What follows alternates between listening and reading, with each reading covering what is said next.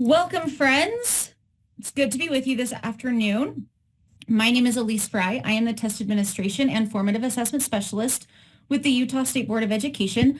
I'm joined by Emily Ng, our Support Specialist with USBE, as well as Tyler Hicks. He is the Program Manager for the Utah UAPlus account with Utah from Pearson, and they are both helping to monitor the chat and provide support throughout the afternoon.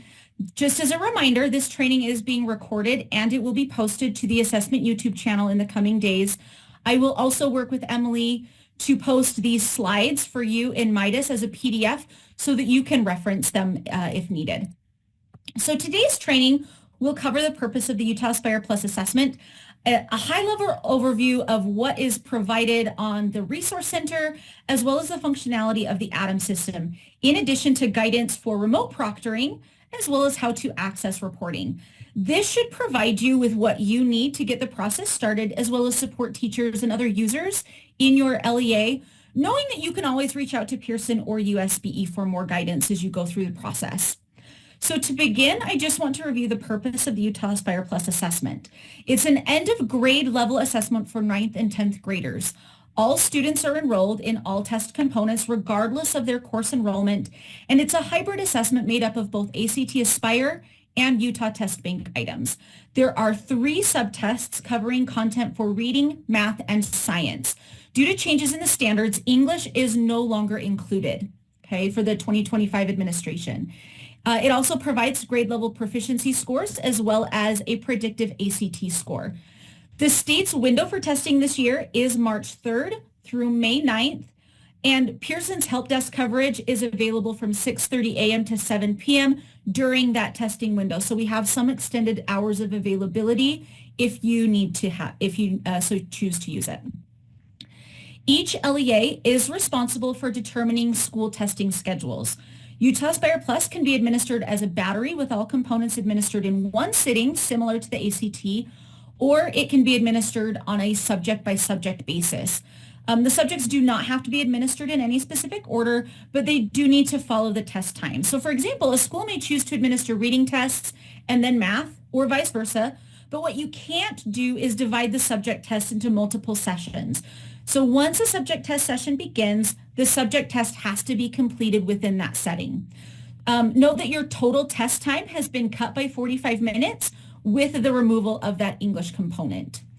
Extra testing time is an allowable accommodation for students whose IEP and 504 or an English learner plan specifies that. Extended time does need to be selected by the school or district test administrator in the student user settings, and we're going to go over that a little bit later. If one of these accommodations has been applied, like time and a half, double time, or triple time, the test will stop when that extended time runs out, just like it does for the standard test. Timing is also built in for students with accommodations for stop the clock breaks or securely extended sessions over multiple days who are using the default form or the Spanish adaptive form. Students with extended time or stop the clock accommodations need to be tested in an appropriate setting to minimize disruption. So if students with various combinations of timing accommodations are tested in the same room as students without extended time, or if students with time and a half or double time are tested in the same room, that is likely going to cause testing disruptions that would not provide an appropriate testing setting for all students. So it's important to think about the idea that students with the same accommodations should be testing in the same location. There are different user roles available in ADAM. Currently, there are 3 different types of users that you have some control over. The district administrator role is assigned to the LEA assessment director, and only the LEA assessment director. This is why it's really important to ensure that USB has the appropriate name and contact information for that person, because this account is automatically created with what is provided to us. This user is then responsible for creating other district level user accounts associated with their LEA, and they can also create school administrator accounts, and they can view all data for schools associated with their LEA. And this brings us to the second type of user, the district level user. This user has all the same viewing permissions as the district administrator, but can only create accounts for school administrators, not another district level user. Many of our assessment directors have assistants who require district level access within the ADAM system, but don't hold the title of assessment director. These are the users who would be your district level users. Then there's also the school administrator role. School administrators can, however, add other administrators for their school, and they can only access data associated with the school or schools that they've been assigned by their district administrator or other district level users. The teacher and student roles are loaded through UTrex. This means teachers and students cannot be added manually within the ADAM system. When it comes to actually administering the test, faculty members, school administrative or clerical employees, extracurricular teachers, student teachers, paraprofessionals, all of these people can act as proctors without actually having an ADAM account. It's not required for administration. Okay, I'm going to say that again. Anyone proctoring Utah Aspire Plus does not log into ADAM. Logging in is only required for test session verification, printing test tickets, and accessing reporting, things like that. It's not required for test administration. On a note there, though, too, retired faculty members as well as substitute teachers may also serve as proctors if they have received the proper training in administration for the Utah Aspire Plus test, as well as completed the required testing ethics training. Parent volunteers and other high school students cannot act as testing staff. If you're not sure who does what when it comes to these user roles, there is some guidance outlined in the TAM for that as well. These are the allowable materials during the administration of Utah Aspire Plus. Student testing tickets contain the information each student will use to log into their assessment. And these tickets need to be handled in a secure manner and need to be stored securely before and after testing. They also should be returned to your test administrator for secure disposal upon completion. Okay, depending on how you choose to administer the tests, separate testing tickets could be needed for each subject and should be printed prior to the administration of the assessment. Text-to-speech is a built-in support that's available to every single student. So every single student will also need to have access to headphones so that they can access text-to-speech if desired. Students should also be provided with blank scratch paper and a pencil prior to the start of the test session. The scratch paper becomes part of the secure testing materials as well, meaning students cannot take their scratch paper with them. Proctors need to collect that scratch paper at the end of every session, and after the test window is closed, you need to ensure that all of the scratch paper is destroyed along with those testing tickets. A Desmos graphing calculator and a TI graphing calculator are available on screen, right embedded in TestNav. Students can also provide their own. A four-function scientific or graphing calculator are acceptable. This includes the TI-84, the TI-84 Plus, the EL9600. However, if these calculators have programs and documents stored on them, those need to be removed prior to the test, and the infrared ports need to be covered.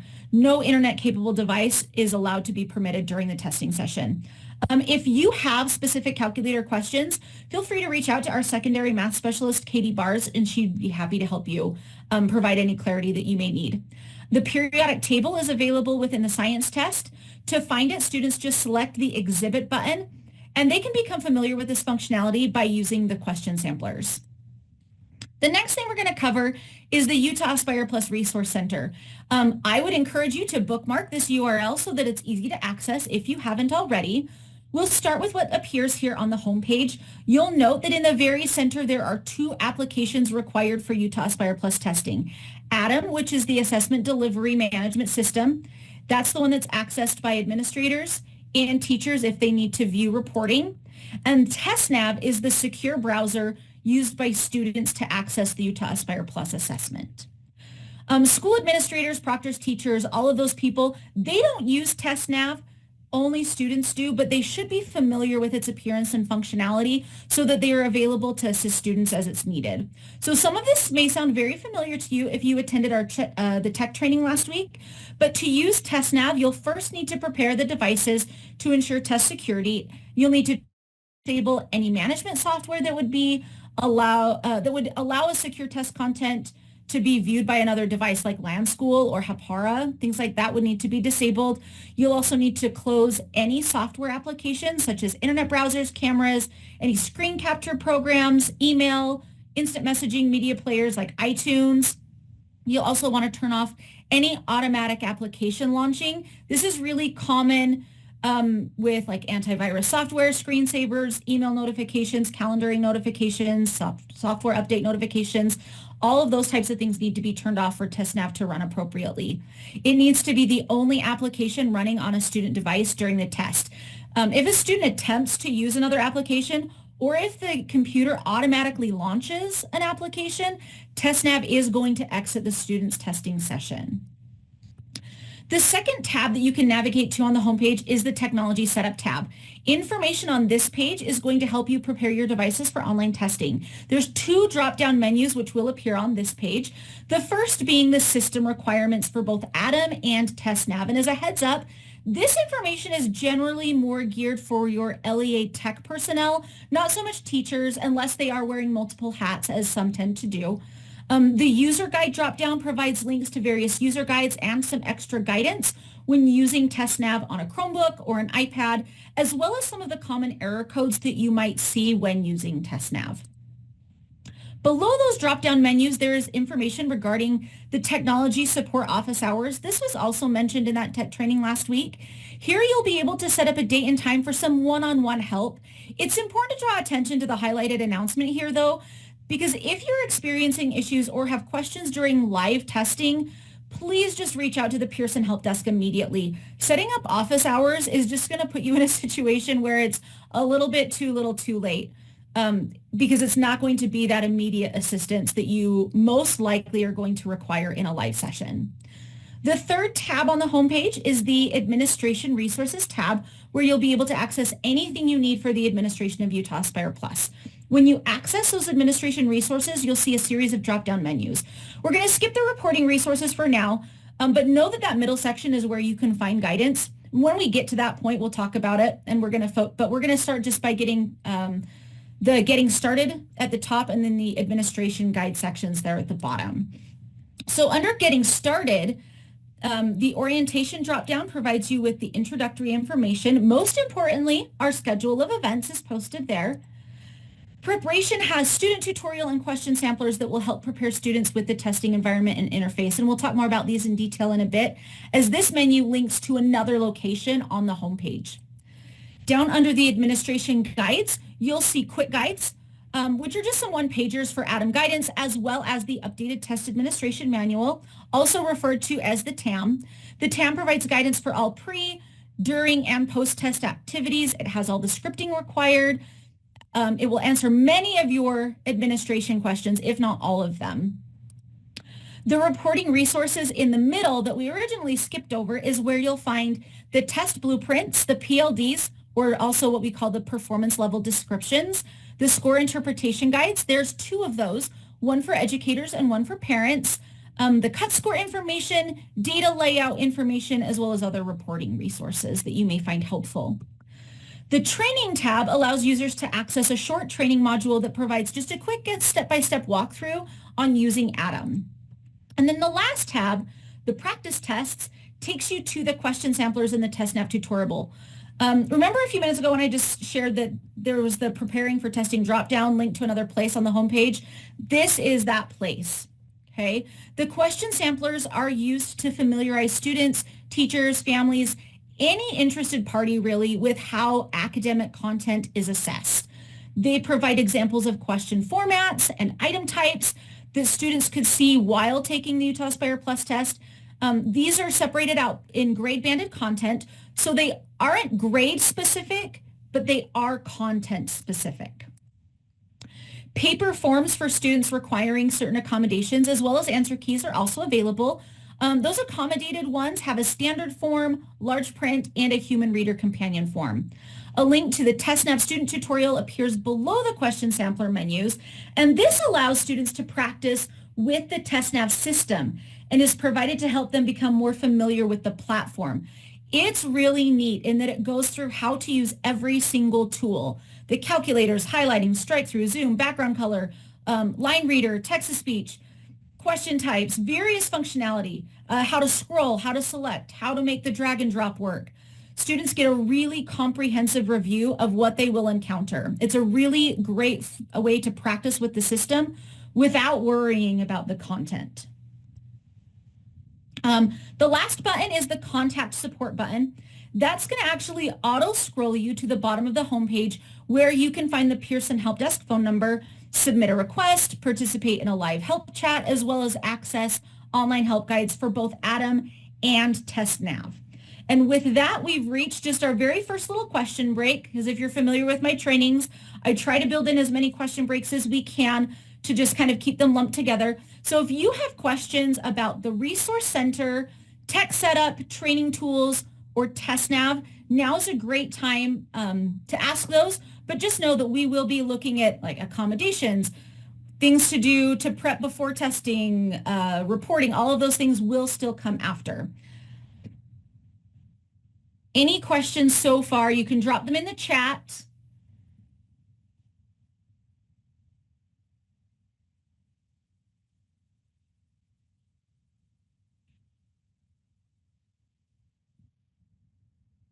If nothing comes to mind, I'll go ahead and move forward with our before testing checklist. English, Gwennon, no, it will not return next year. Due to the change in standards, it's just no longer being assessed.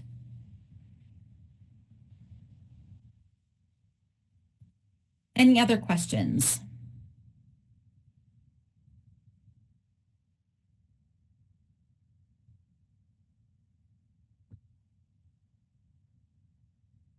All right, I'm going to go ahead and move forward, but if something comes up, go ahead and drop it in there. Before we get into the nitty-gritty of Adam, this is just your high-level test prep checklist. For information regarding the standard test administration and testing ethics policy, you'll just want to reach out to Sydney McCarty. Just some of the things to be aware of and remember, you'll want to ensure that the system requirements are met and complete the infrastructure trial on all student devices. Confirm with your tech personnel that the computers that you're using for testing meet the system requirements for Adam, for teachers and test administrators, as well as TestNav for your students. You'll just want to make sure that the latest version of TestNav is loaded onto your students' computers because common problems that prevent successful test administration really include interference by firewalls, content filters, antivirus software, things like that. Ensure that keyboards and headphones are working because students can use that text-to-speech to listen to items being read aloud. Remember that those headphones need to be available for every student. You'll want to make sure that you're eliminating distracting noises. Don't play music during standardized assessments. Cover or remove any materials that might provide hints or answers. I see a question in the chat wanting to clarify. We're allowed to administer all in one day. Absolutely, you can. You can do it as a battery just like ACT, or you can separate them out, but it is a local decision.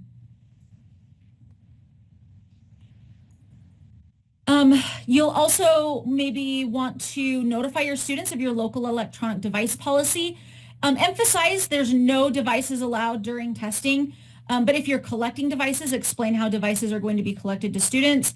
Remember, the electronic devices include but are not limited to cell phones, smartphones, smartwatches, any internet-capable device, really. The only exception here are students who may use a device to monitor a health situation, like insulin, okay? If you have questions about that, you can reach out to Jessica Wilhelm, our special education specialist. When it comes to your student testing tickets, you'll want to make sure that students have the correct login information for the test session, and then just be prepared to dispose of those in a secure manner after they're finished. Students cannot take their scratch paper with them or bring their own. You need to be providing that for them.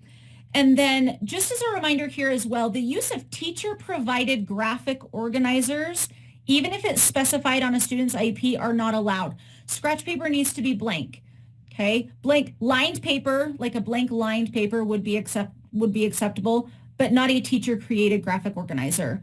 As a reminder, there's also still the calculator available on screen. Handheld devices for a calculator are allowed if it's a handheld calculator, but check the guidance in the Resource Center. Again, it's not a calculator on a phone. It does need to be a specific handheld calculator. So now we're going to look a little more in depth at Adam. To log in, you're going to be prompted to provide the email account associated as well as your password. Once you're logged in, if you feel you need more access than what your account is giving you, you'll want to reach out to your school administrator or your LEA administrator to give you the appropriate rights as needed. If you are the LEA administrator, though, and you need access updated, please reach out to me and I can help you with that. There is a forgot password feature if you ever need to use it. And upon logging in, you'll be directed to the home screen. Note the menu buttons on the left, as well as the basic information regarding what you'll find under menus, as well as testing times, are also included in the main portion of the screen. The system menu is where you can verify your personal information. If there's issues with your first name, last name, email, role, the schools, which on here are known as org scope, like organization, you can contact me if you're an LEA level user, but school administrators and teachers should really be reaching out to their school or district administrators to help with those edits. We're going to skip over test management for a bit and go to rostering. This is where user accounts are created and student data is viewed or updated. For example, adding accommodations or a participation code.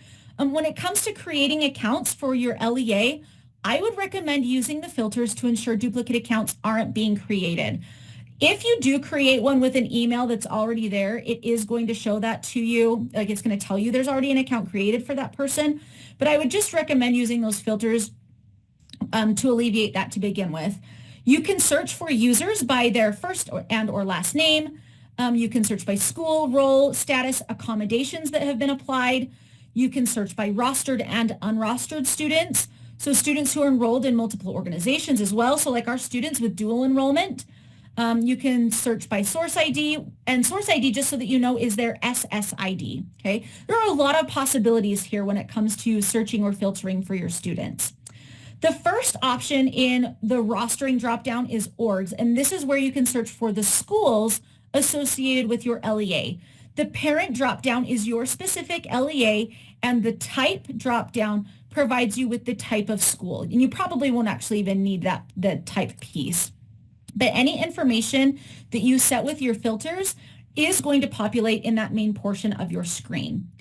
If you click on the paper icon, it's going to bring up the org configuration information screen. This is a read-only information screen. And the last option under rostering is users.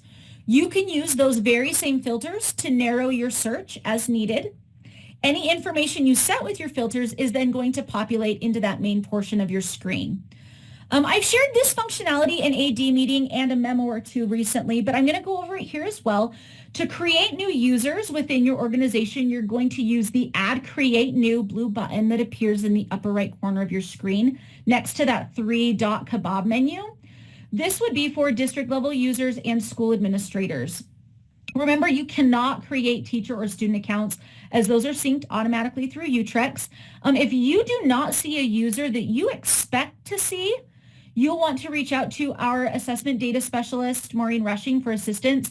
So that's if you're missing a teacher or a student that you expect to see. If you are missing a school administrator you expect to see, I would first check that they don't already have an account created somehow, and then you can create the account for a user like that. When you create new accounts for your district level users or your school administrators, you'll see in the user setup information the identifier box. For administrators and district users, this is going to be the school email account. This also goes for the sourced ID, username, and user email. The org scopes are any school you wish the user to be associated with.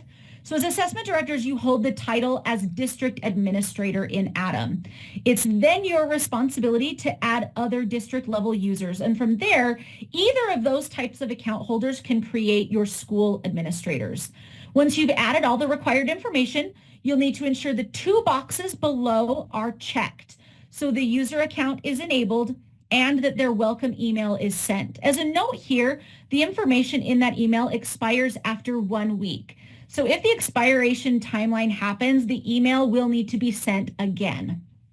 I'll show you how to do that here in just a minute. Finally, when finished though, you can hit your blue save button on the bottom of the page, and then you can select the back to users button. Again, you do not add teachers or student accounts. Those are going to come through the UTrex load. And note that with teachers, there's a chance their sourced ID, that user email information, there's a chance it's not their school account because it's coming from the information they provided in Cactus. So please know that the email though itself, it's only used as a username, okay? Reporting information isn't being sent there or anything like that, but for your teachers, there is a chance they would log into ADAM for reporting with a personal email account because that's what they've provided to Cactus. If you have users who need another welcome email sent, or if you neglect to choose that little send welcome email checkbox, you can actually just select the users who need it again with the checkbox, and then using the search filters up at that kebab menu, those are those three vertical dots. You click on it, and that menu is going to then allow you to select the set password reset email. So you can accomplish this task just by using that same functionality as the send password reset email. Either one is fine. If you need to complete a specific task for a specific student or for a group of students, you can search by using the filter options under the user menu. In this example, I've chosen to filter by org, which is my LEA. You can see that 2 different schools are represented in the list of populated students. By the student role, I've also then sorted by the Spanish language accommodation, which we're going to show you how to apply that shortly. I could have also added a filter for grade if it was needed. As you can see in my populated information, this is actually a range of students in grades 7 through 9. You can use the action icon to complete various tasks, and we're going to start with the first one, which is a tiny pencil paper combo. This is the edit icon. But I also want you to note that second icon. It's a garbage can. That's the delete icon. I just recommend steering clear of that option, but know that if you select it accidentally, this box is going to appear. Now, the beauty of this box is that if you don't pay attention to its contents and you just select the delete button, the box actually changes to this box, and it won't allow you to delete the student record without typing the name as it appears in red. This goes for all user accounts. So accidentally removing an account isn't really a thing unless you're also typing the name accidentally and reselecting the delete button accidentally, which at this point is no longer an accident and is definitely intentional. Okay, so back to that little edit pencil. From here, you have the option to edit a myriad of student user information, as well as navigate to other options within the student user setup option. You'll want to be careful to not edit any information you didn't intend to edit. If you make a mistake along the way, cancel the changes rather than save the changes. The preferred name option allows you to add users' preferred first, last, and or middle names as needed. Just be sure again to save any changes before navigating back to the users. The demographic option allows you to view students' date of birth, but you cannot edit anything on this slide or this screen. And now we're going to look a little bit at setting accommodations. This is super important and looks a little bit different than it did last year. Rather than landing right on the set or the application, you now have the option to view the accommodation that's already been set or edit those accommodations. If all users can delete, does that include teachers? Christine, that's a great question. Tyler, do teachers have the delete feature? I don't think they do, but I want Tyler to verify. Perfect. No.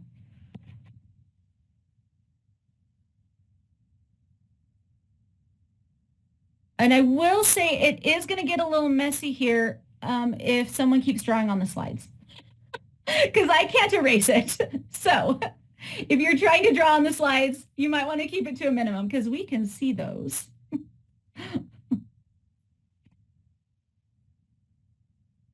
So to set a student's accommodations manually, you're going to go through a series of provided accommodations and select the options required by the student IEP.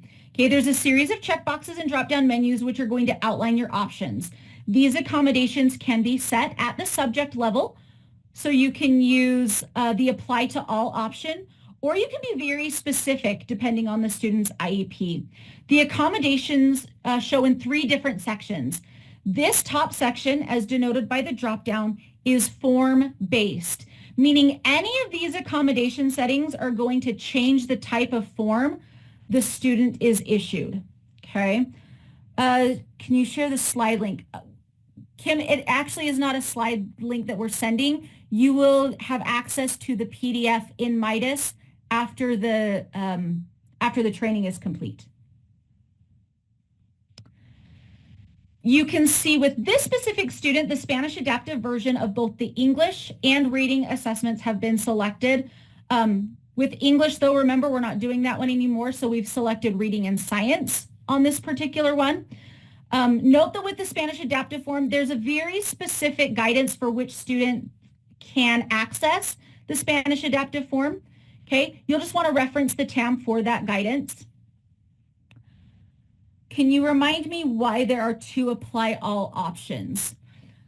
So you actually have to do both down. You have to click the checkbox in the first apply to all, and then you have to click the arrow. That's like the enter key that will then apply it across reading, science, and math. Does that make sense?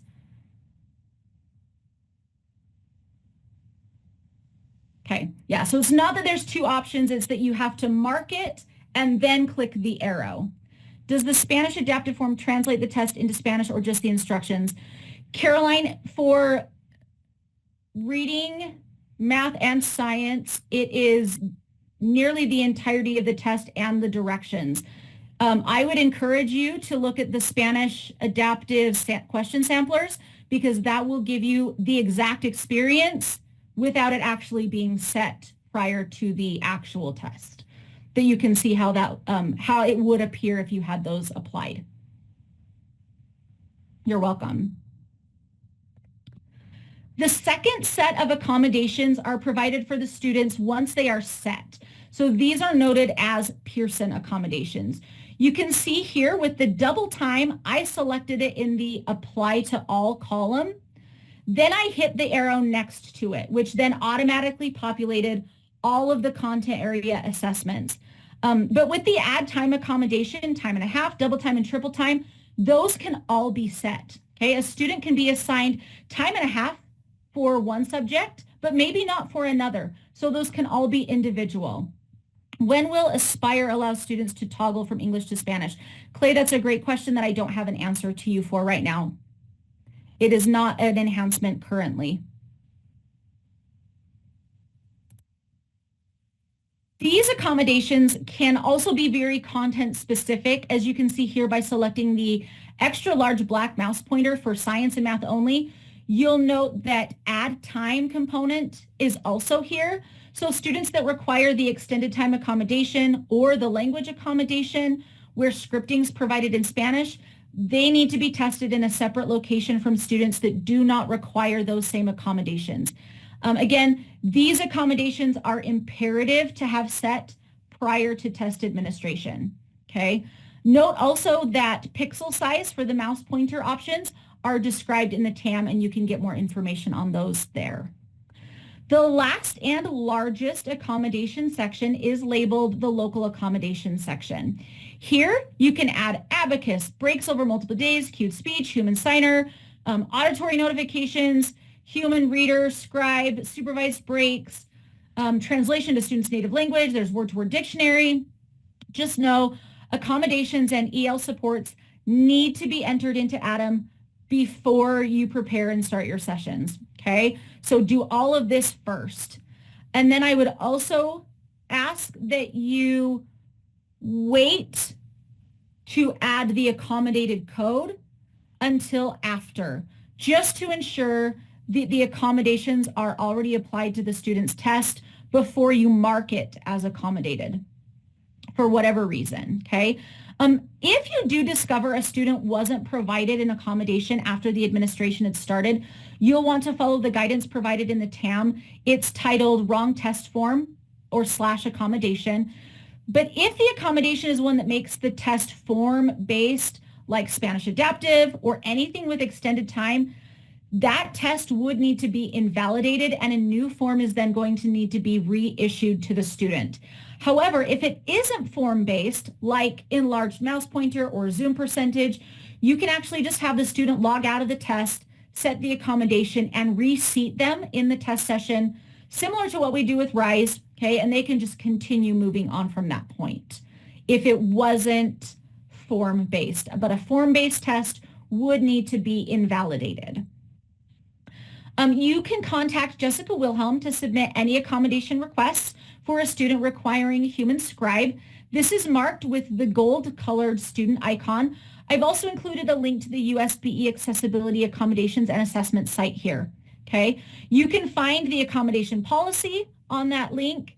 There's also continued guidance in the TAM regarding state-approved accommodations in there as well. If you have questions regarding accommodations, again, or anything you're going to encounter on the accommodations tab, please reach out to Jessica, our special education specialist who works with Utah Aspire Plus, and she will be able to assist you. You can also use a file export or import method to update students within an organization. So you can do this as kind of like a bulk method with your accommodations. You'll just need to access the user section of the roster menu, and then using the search on the left-hand side, ensure the org is correct, and then set the role to student. After you set the role to student, you'll select the students you need to add accommodations for by using the checkboxes next to the names, or you can do the select all from the top square. Using the Kebab 3-dot menu, select student accommodation upload and follow the instructions that are there for downloading the template. Once you open that file, you're going to place a number 1 in the cell to enable the accommodation. As a note here, if you need to add an accommodation and have it applied to all subjects, you need to make sure that you are putting a 1 in each of the columns, not just the apply all column, okay? If you look at the student here named Sydney, you can see the apply all for double time has a 1, and so do each of the subjects. This ensures that if I were to check Sydney's accommodations, all of those subjects are going to show up with the double time accommodation applied. However, if you skip down to Kaya, you'll notice that the 1 was only added to the apply all field and no other subjects. This is not going to apply the accommodation that you expect for Kaya, okay? You need to make sure that you have it in apply all as well as the remainder of the subjects. It's also important to note here to not change the default rows in the spreadsheet. You'll then save your changes as a CSV file and then upload that modified file. Again, if you have any questions regarding accommodations, please reach out to Jessica. So moving on from the accommodations tab, we are going to look at the administrations tab. And I can see a question in the chat. Is there an option embedded for students to have directions repeated? Tyler, can they repeat the directions that are read through the system, like a replay? I am not 100% on that. And I do have Julie on the line, so if she could tell me what TestNav gives as an option for that, that'd be great. I believe it works like the text-to-speech that's actually within the physical form, where you can click that text and it would repeat the text-to-speech for the embedded script. Okay. So I know that you can do the text-to-speech over and over with the test content right. as frequently I think as it's you the want. same. It would work Not functionally sure the about. Same. Yeah. Okay, perfect. It Julie has should. answered. Yes, you can. Yeah. Thank you. Awesome. All right, so now we're going to look at the administrations tab. This is where you can find which administrations a student is currently registered and eligible for. So here you can see our student, Isaac Strickland, is assigned to all tests applicable to a 9th grade student.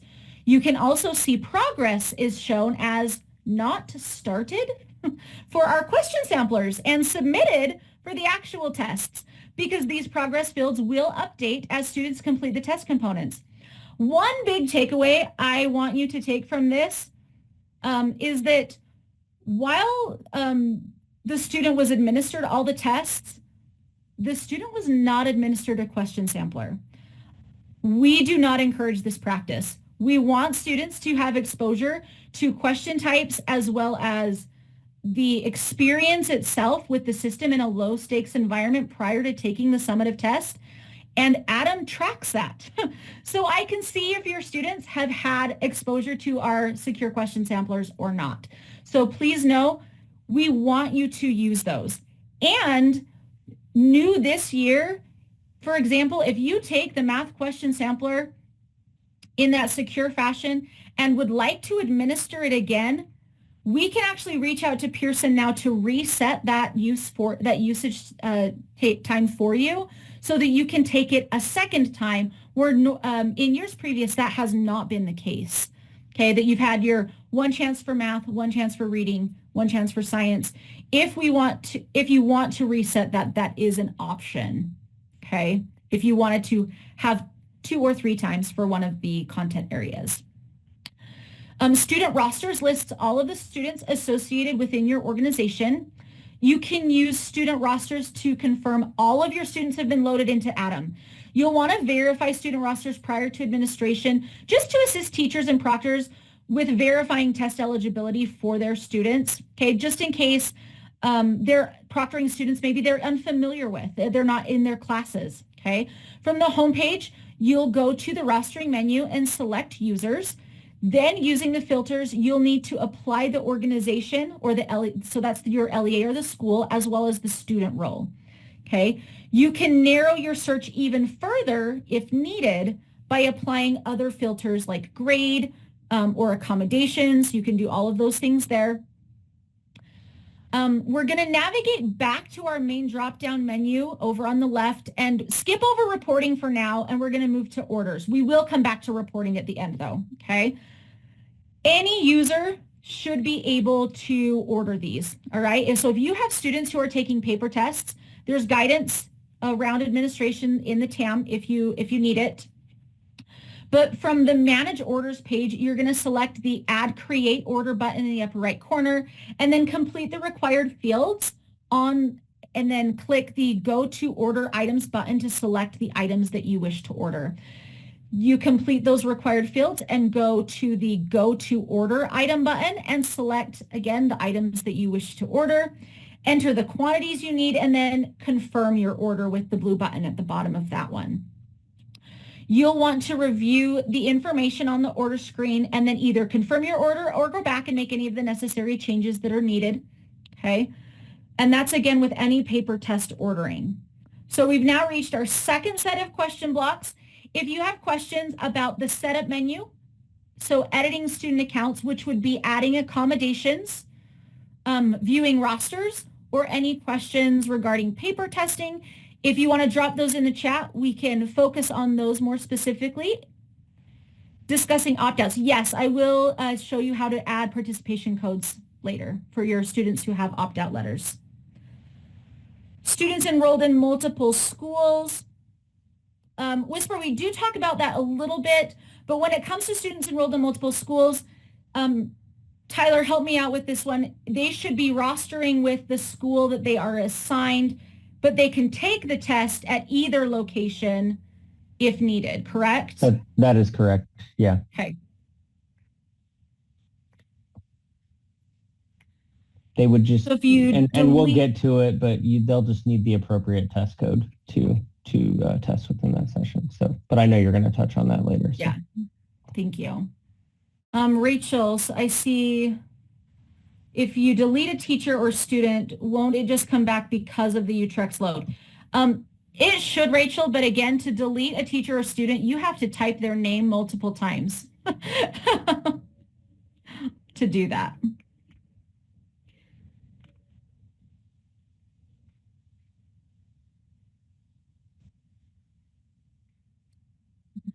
Do students need a test ticket to use the samplers? They would need a test ticket if you have them already separated out into proctor groups, and we will talk about that in a minute. But if you are not separating them out into proctor groups, as long as they know the correct spelling of their name and their SSID, it's not a requirement. But those are the 2 pieces of information that students need to log in, is the correct spelling of their name and their SSID. How do we put in a student in life skills that won't be testing? Caroline, is that a 1% student? If that's the case, you'll want to reach out to Maureen Rushing just to ensure that we have them correctly, because if they're a 1% student, they shouldn't be rostering an Atom.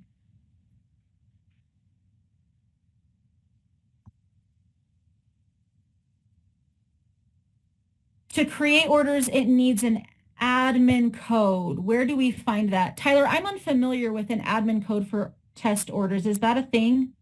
I'm sorry, I'm Okay. still on mute. Yeah, I'm looking into that one right now. Students take online math with an online school and not with us. Do they still take the test with us? So Jeremiah, when it comes to your students taking courses remotely, we will talk about this a little bit later, but if students are taking even one course at a brick and mortar school or like an in-person class, that negates them from remote administration. They cannot participate in remote administration if they are taking a class in a building. So they would have to test with you in your building if they are taking other courses with you. Yep. Only students who are 100% fully remote are eligible for remote administration. We have a whole section on that coming soon to this training. Okay. So the test management menu is where you're going to find both the training administrations for the question sampler versions for practice, as well as one for live administrations. It's important to note that the non-secure question samplers are available through the UAPlus Resource Center, while the secure question samplers are available here with the training administrations option. So know that you can have your students work with the ones from the Resource Center as many times as you'd like as well, prior to doing your secure version, if you chose to. The question samplers they're the same in both of those locations, but the secure option allows schools to practice, again, setting up proctor groups, printing test tickets. From the Atom home screen, you're actually going to navigate to the test management menu and select training administrations. Just a heads up here, you'll notice that training administrations appear in purple. If I remember correctly, live administrations appear in a gray color. At least they did last year, and I'm assuming it's going to be the same or at least similar. From here, you can either administer your question sampler or you can practice creating proctor groups. Just know that the pre-creation of proctor groups is not required to administer tests. So you'll need to determine what would work best for your LEA situation, but you can pre-create them if you'd like to, but you do not have to.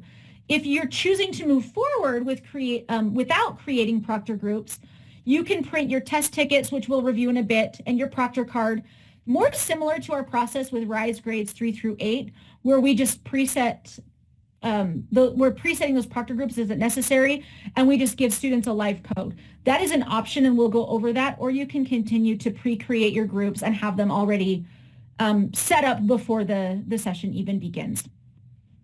So to print the proctor card for a pre-created proctor group, you're going to select the print cards option under the proctor groups kebab menu.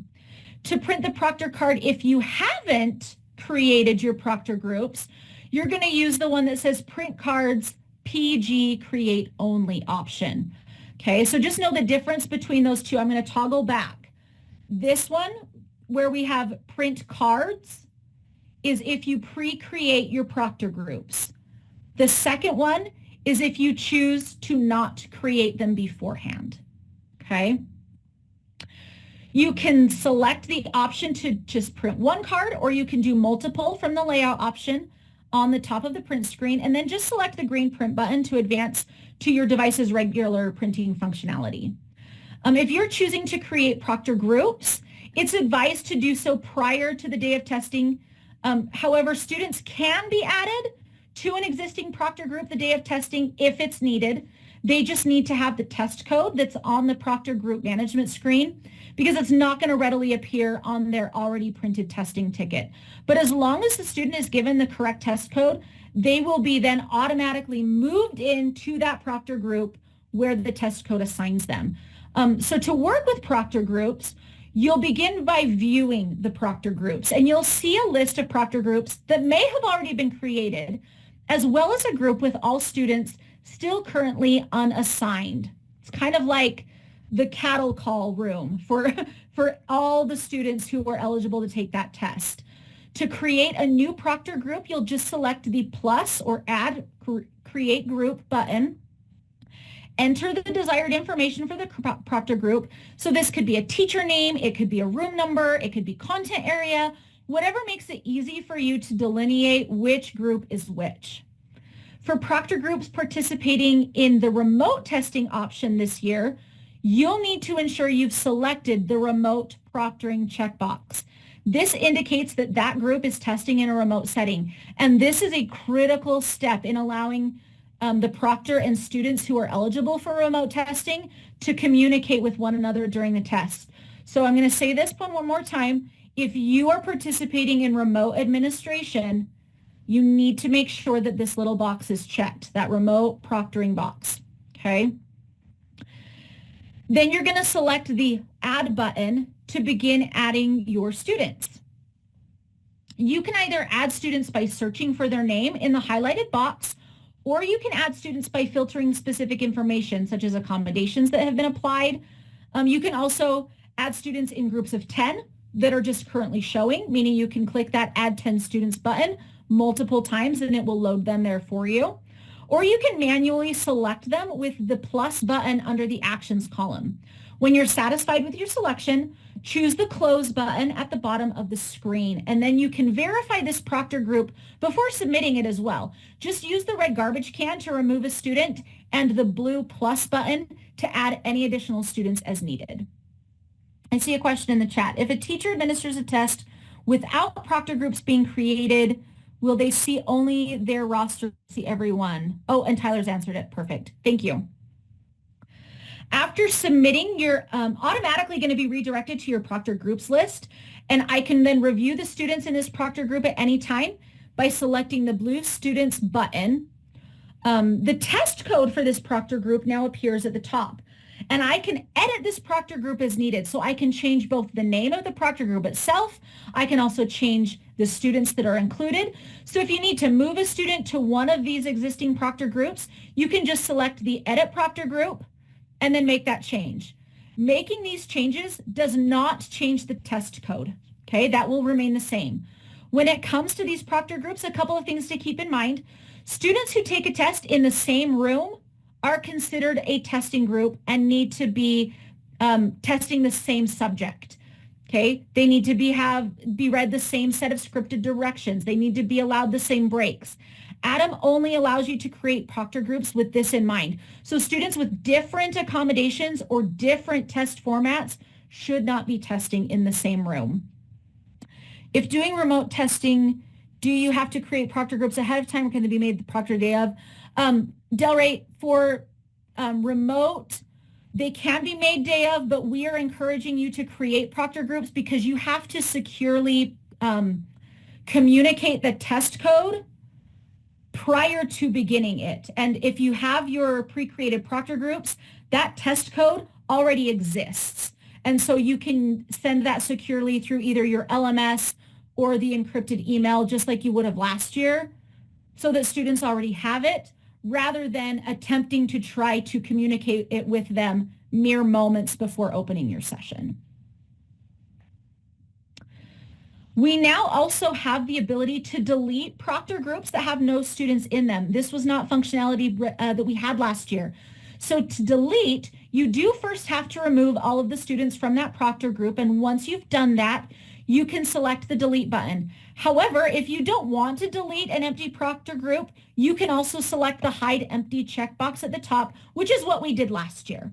But you have now multifunctional options here. You can delete it to remove it so it's not there anymore, or you can still select the hide option. Can I test my triple time 9th and 10th grade subjects together on this in the same subject? No, because they are separate sessions. Tyler's got it in there too. Perfect. Since we're here, if and when you need to apply a participation code for a student, there's actually two ways to do it, and this is one way, okay? One way to do this is using the Actions kebab menu here next to the student, and you can apply the code. So you'll want to first find this in the Actions column of that proctor group screen. If you didn't create groups beforehand, they're going to appear in the unassigned grouping of students, but it will look the same.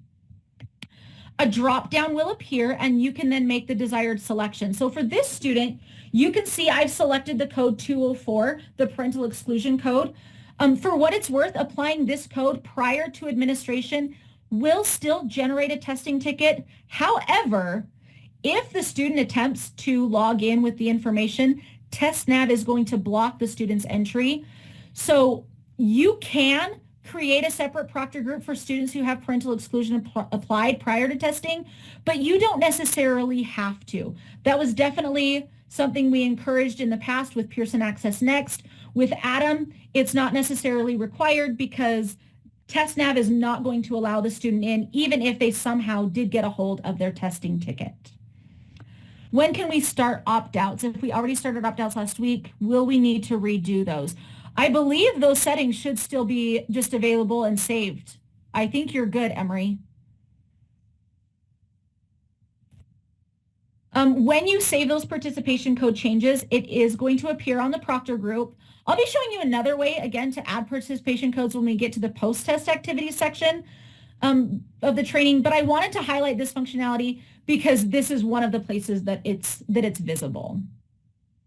So back on the proctor group list screen, the proctor button will allow you to assign a proctor by name to that group.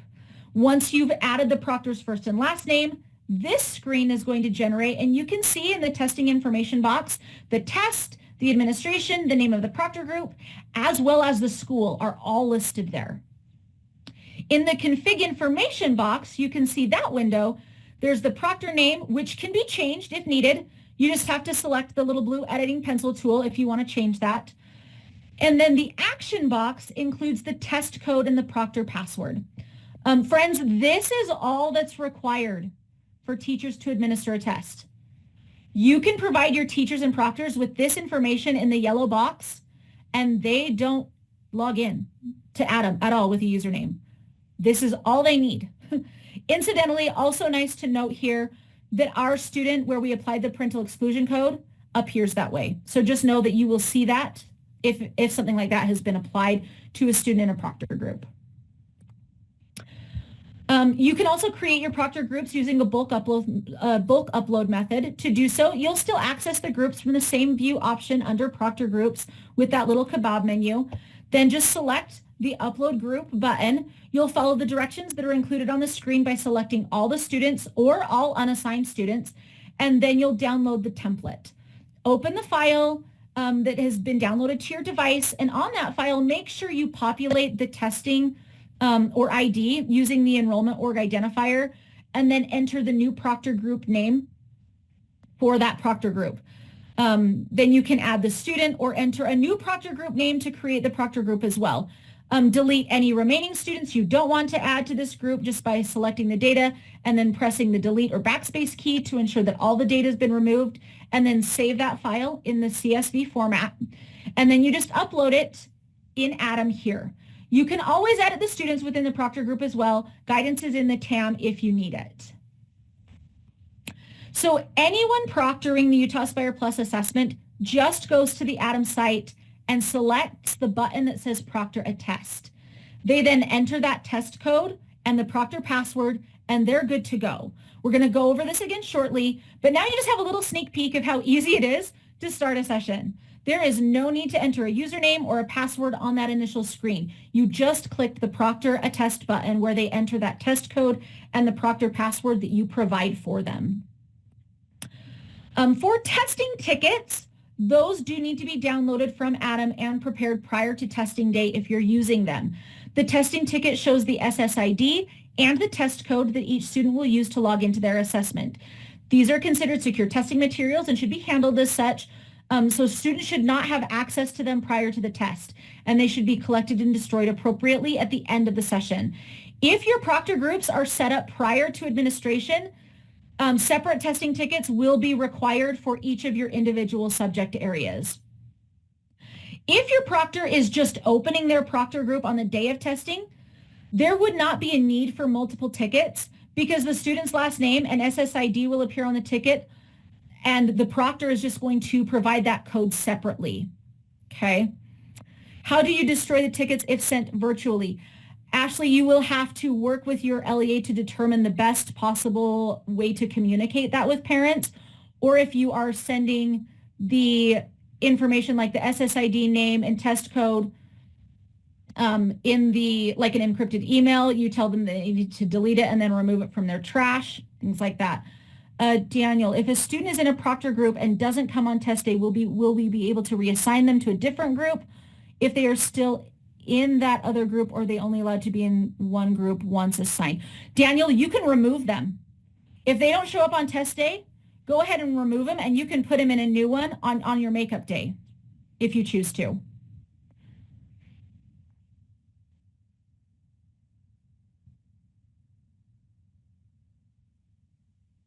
Any other questions before I continue with your testing tickets?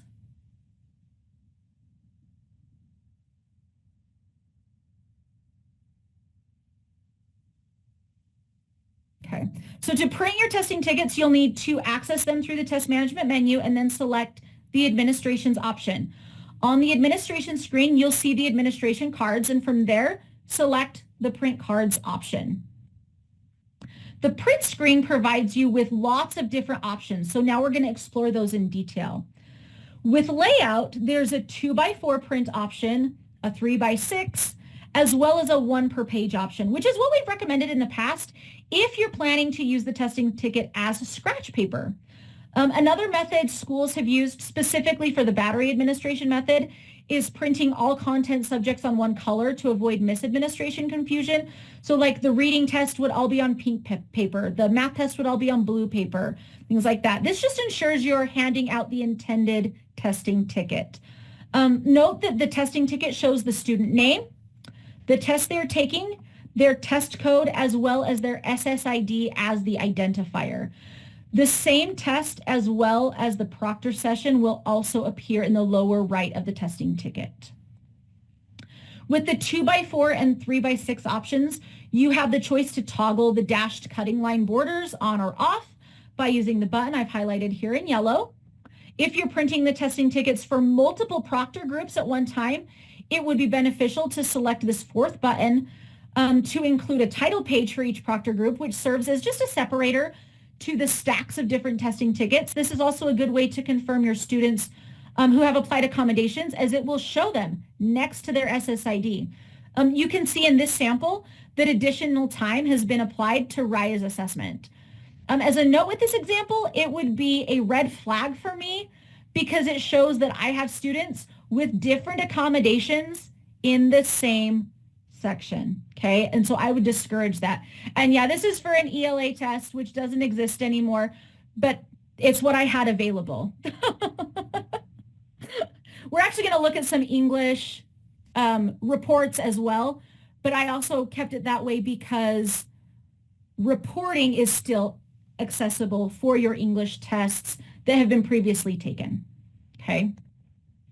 You'll also want to pay attention to this grouping option when printing as sequential and stacked. These are two very different layouts.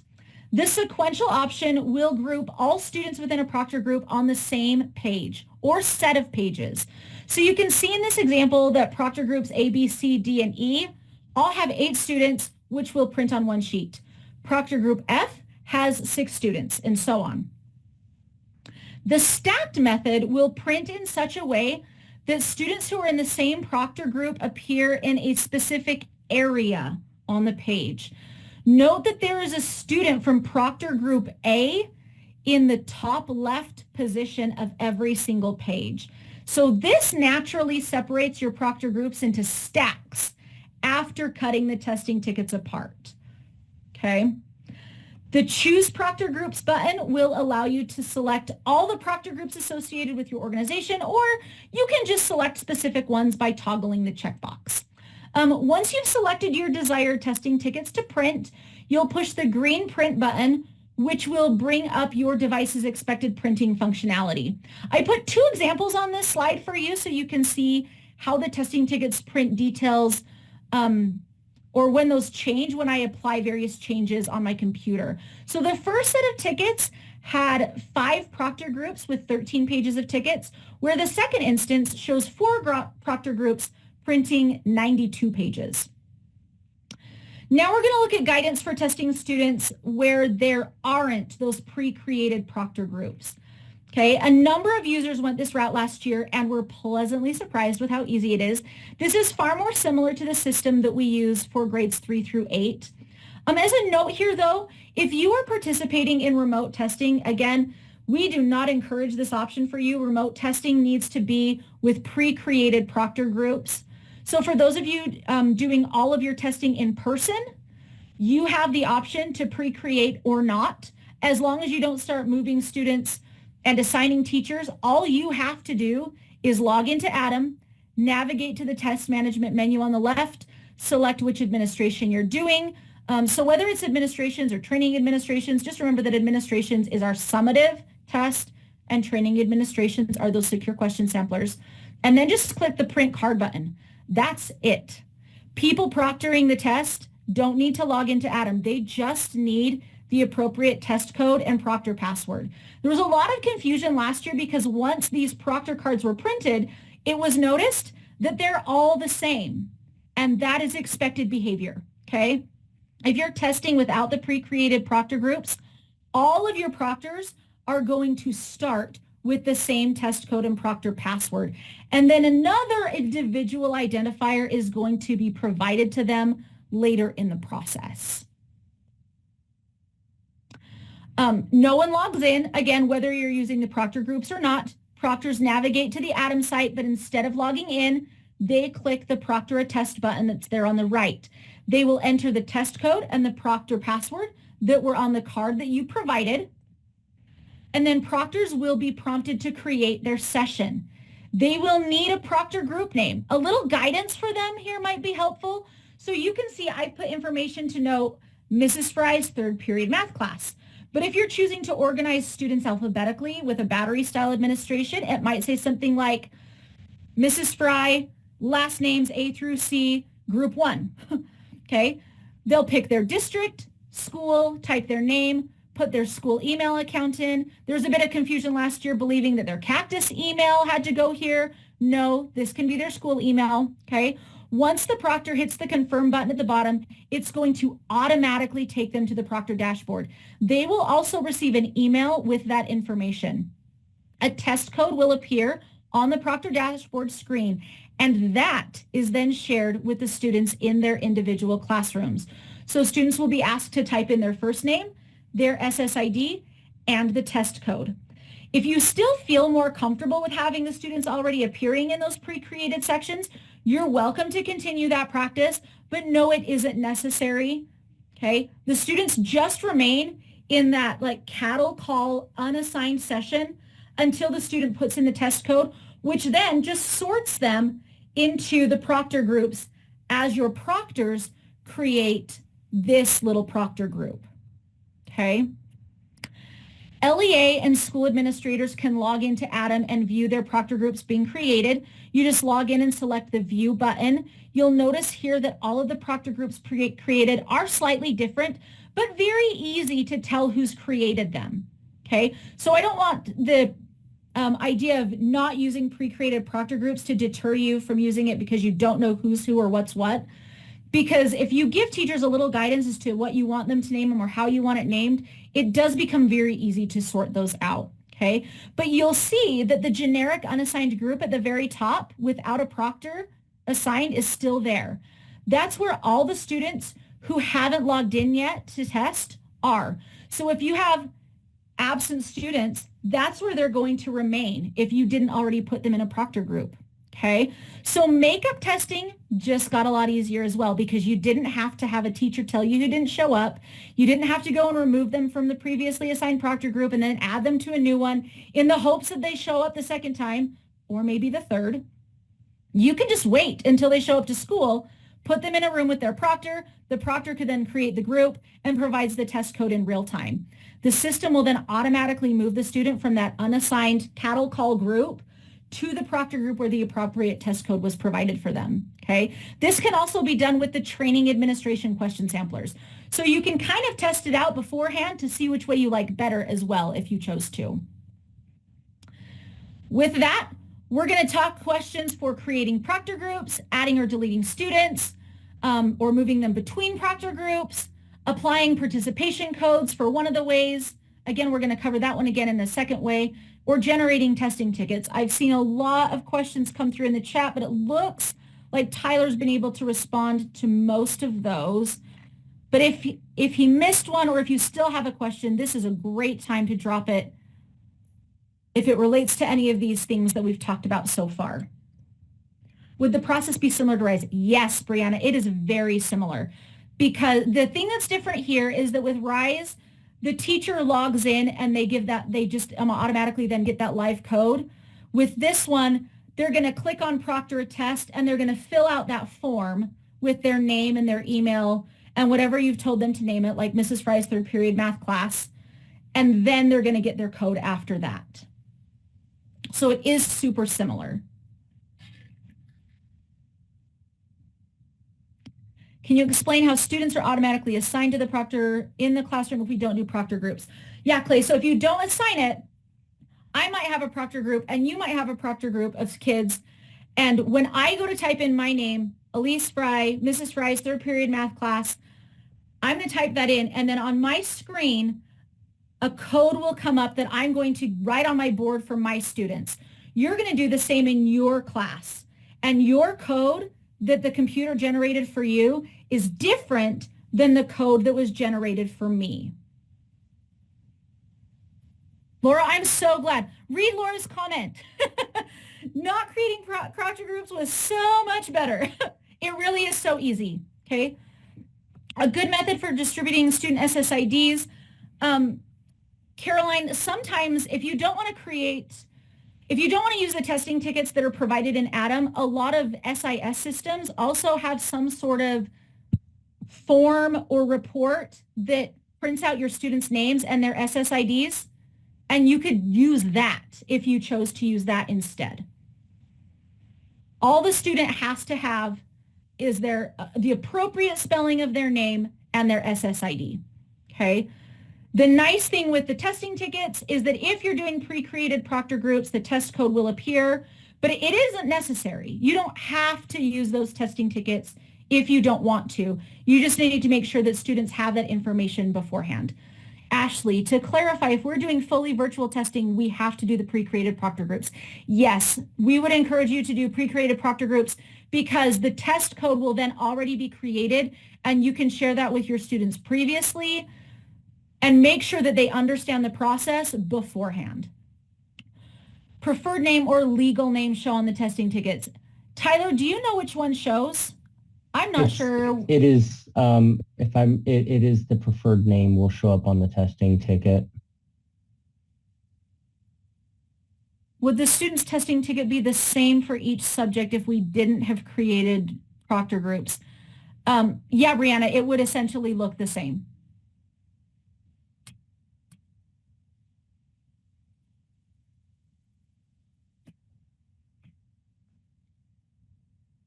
There was another question, comment regarding students that had dashes in the last name or two last names. Oh, so okay.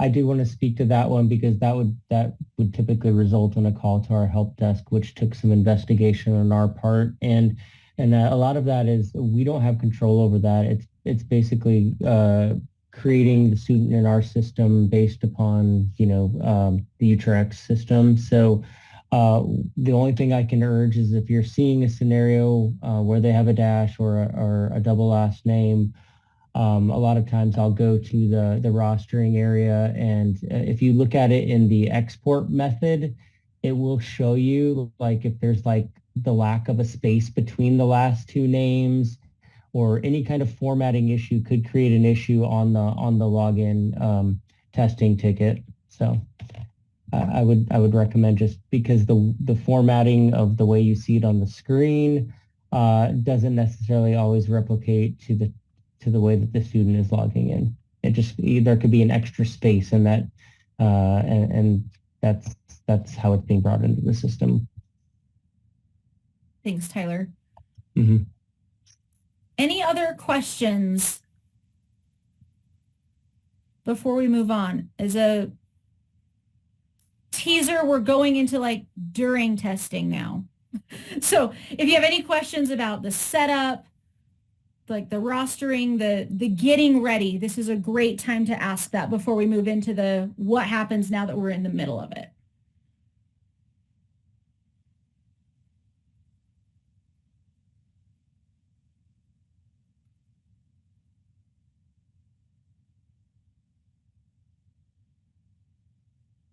All right, if something comes up, don't be shy.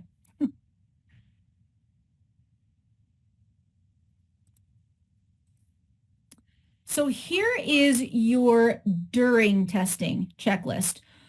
Most important to note here, tests are proctored both through the system as well as like walking around and monitoring in the classroom with students. So 2 proctors should be used. One can be your roaming proctor, like going between rooms, who may also be monitoring open sessions using the test administration system, but proctors should be circulating the classroom actively. And this is if you are testing in person. If you are testing remotely, there will be different guidance coming for you in just a little bit. Brandon, I'm trying to create a school user, but they're marked as a teacher. It won't let me change the role to school admin. Oh, I'm so glad you brought this up. Yeah. If you have a user who needs to be updated, if you will, if you send me an email with the user, with the name of the person, I will work with Tyler to have their account upgraded, so to speak, to that school administrator level so that it's not overridden by the Utrecht sync every night. But you need to send it to me in an email.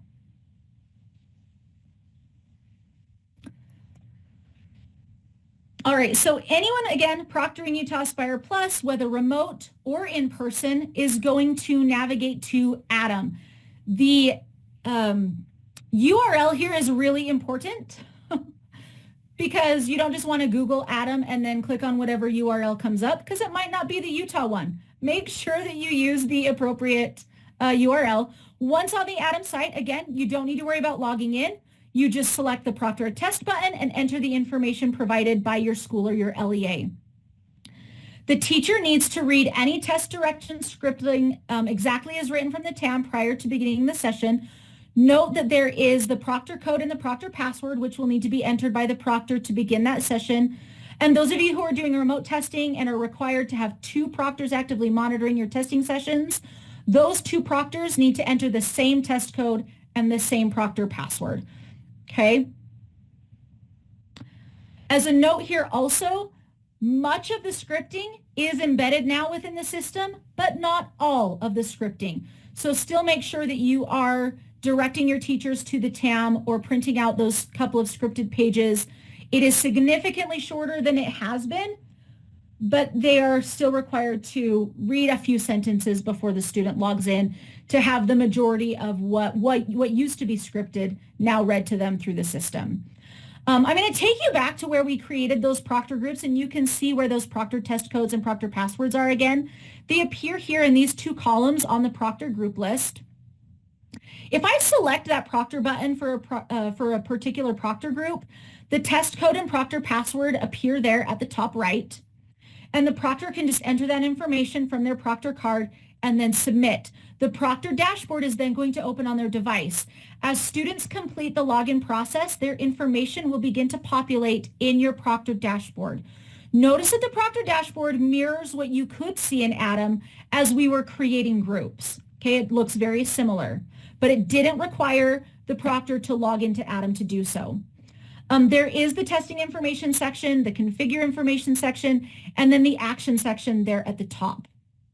On the proctor dashboard, you can approve students one at a time by selecting the Actions Kebab button to the right of the student and then selecting the Approve Session, or you can approve all students who are currently waiting by clicking the Approve All button. In the session management area of the proctor dashboard, you will be able to view, filter, and search for students in your proctor group and manage their sessions. So students who have access to the test are listed in the tester column. The student's SSID should appear in the next column, followed by the student progress. The progress of the student's assessment will display one of the following statuses. Needs attention. This means that the student has started logging into the test and is waiting to be let into the test by the proctor's approval. Not started, which just means that the student has not logged into the assessment yet. Or in progress is another status option, which is where the student has logged into the test, things are progressing as expected, no actions needed by the proctor.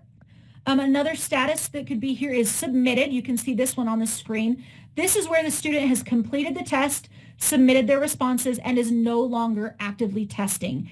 And then the final option that could be here is reseat.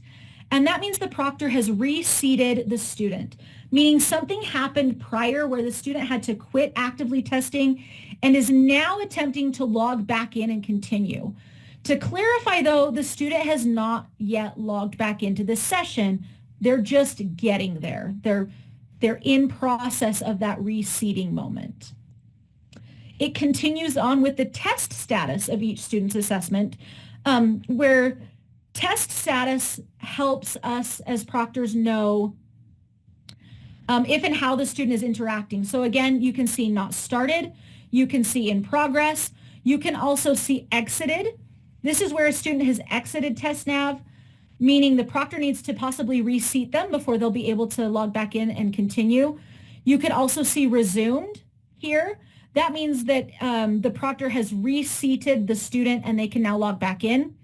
Submitted, we've talked about, it's where it's already been completed and the student is done. There's also another one that could show here for no activity. And that means the student has not interacted with the assessment for at least 90 seconds. So this indicates the student is still in the assessment, but has not interacted with the application. So as a proctor, you may want to check on that student just to see if any assistance with the system is needed. Have they fallen asleep? Do they need a little nudge? Make sure they're still continuing, because with Utah Aspire Plus, remember that it's timed. So there's a clock running while the student is answering questions. That actually brings us to the next, which is section progress. Section progress is going to tell you what section the student's currently in. It will say Utah Aspire Plus once they've entered the main section of the test. And then we have item progress, and it's going to give you the percentage of questions answered. If you hover over the option, it's going to show you the progress of items. So whether it's answered, whether it's just been visited. Note the proctor doesn't start the test from the proctor dashboard. Students, when instructed to do so by their proctor, are going to start their tests by doing so within TestNav. So not everybody's time is exactly the same. You might have students who are a few seconds off, depending on how long it took their approval process or how long they spent on other screens prior to logging in. So then the test duration is going to show you how long the student has been actively testing. And again, this is where you might see some differences. And just know the system is timing it for the students. So you don't have to say, oh, we have 30 minutes. Our timer is up. You're finished now. The system's going to do that for you. And it could have a little variation between your students and your sessions just by when they clicked on something to start the test. The number of accommodations of a student that a student has applied to their account is also going to appear. If you hover over that little number count, it will show the specific accommodations applied to the student's profile so that you know what they're working with. Available actions will appear based on the testing status of the student as well. One such action is the reseat session, which you will use if a student has an interrupted session. So like if there's a computer issue, if the session times out, they lose internet access, if there's an unexpected error, reseating just allows the student to re-enter the test code and the SSID to resume their assessment session, okay? The reseat session action, which is the option that looks like a power button, logs a student out of the test and allows them to sign in again. Reseating a student can also resolve other non-specific issues a student might have with navigating in a test. So to reseat your student session, you just click that little power button. It looks like a power button to me. And a confirmation will appear. Then select reseat. Note that when you do this, the student progress is going to change from in progress, exited, or breached to reseat to indicate that the student has been reseated. Again, the student will receive a notification when they can log back in and their test session is ready. As a proctor, you can change your view of the proctor dashboard as well. The default when you first view the dashboard is this tiled view, which is imperative for remote administration, and you'll see why in just a minute. But you can change this to a list view by clicking the list icon, which is far more conducive to an in-person session when you're there with your students in person and can kind of see more actively what's going on around you. As a reminder, that test code will need to be communicated to the students in your proctor group through your LMS system prior to testing. If you are doing a remote session, it will appear on the testing ticket along with their SSID if you are using proctor groups, or you can just share this once you start your session if you are not using pre-created ones. Just keep in mind when you share this information with your students, this is only the test code. You do not need to share the proctor password with your students. I would discourage that. Just use the test code, okay? Do we have any questions about managing and monitoring proctor groups, more so in the in-person setting? I'm going to move into kind of some remote testing guidance that's more remote specific for a little bit. But I want to make sure that we cover this as much as we can for our in-person people first.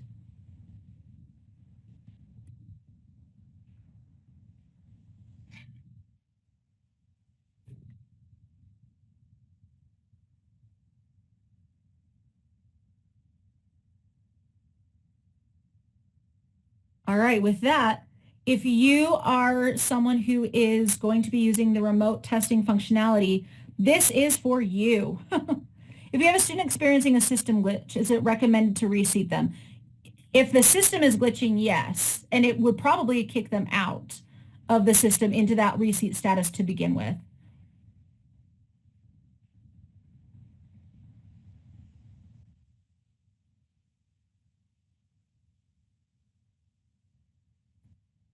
All right, when it comes to remote proctoring, I want to highlight some reminders here for those of you who are participating with this functionality. Remote administration is only available for students who receive all of their instruction in the online setting.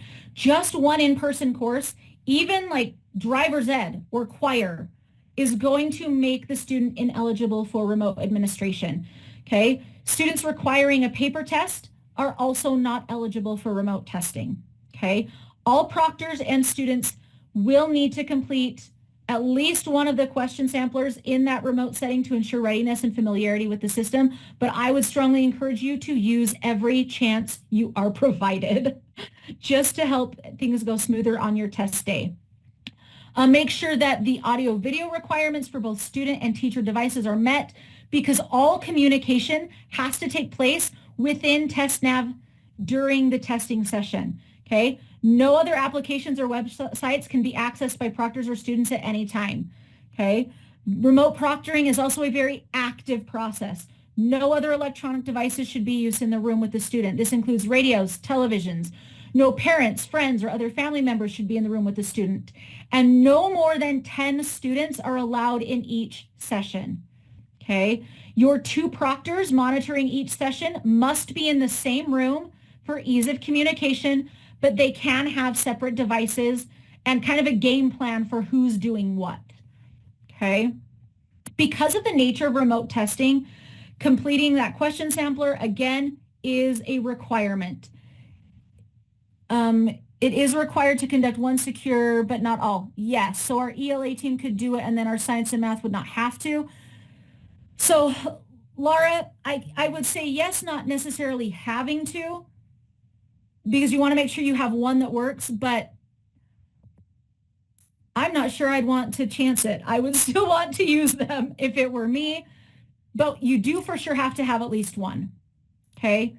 And again, remember that Adam tracks that for us so nicely. When you do those as well, I think it's important to point out that when you're using the question samplers, even in the secure manner, students don't need to complete that test in the entirety if you choose not to.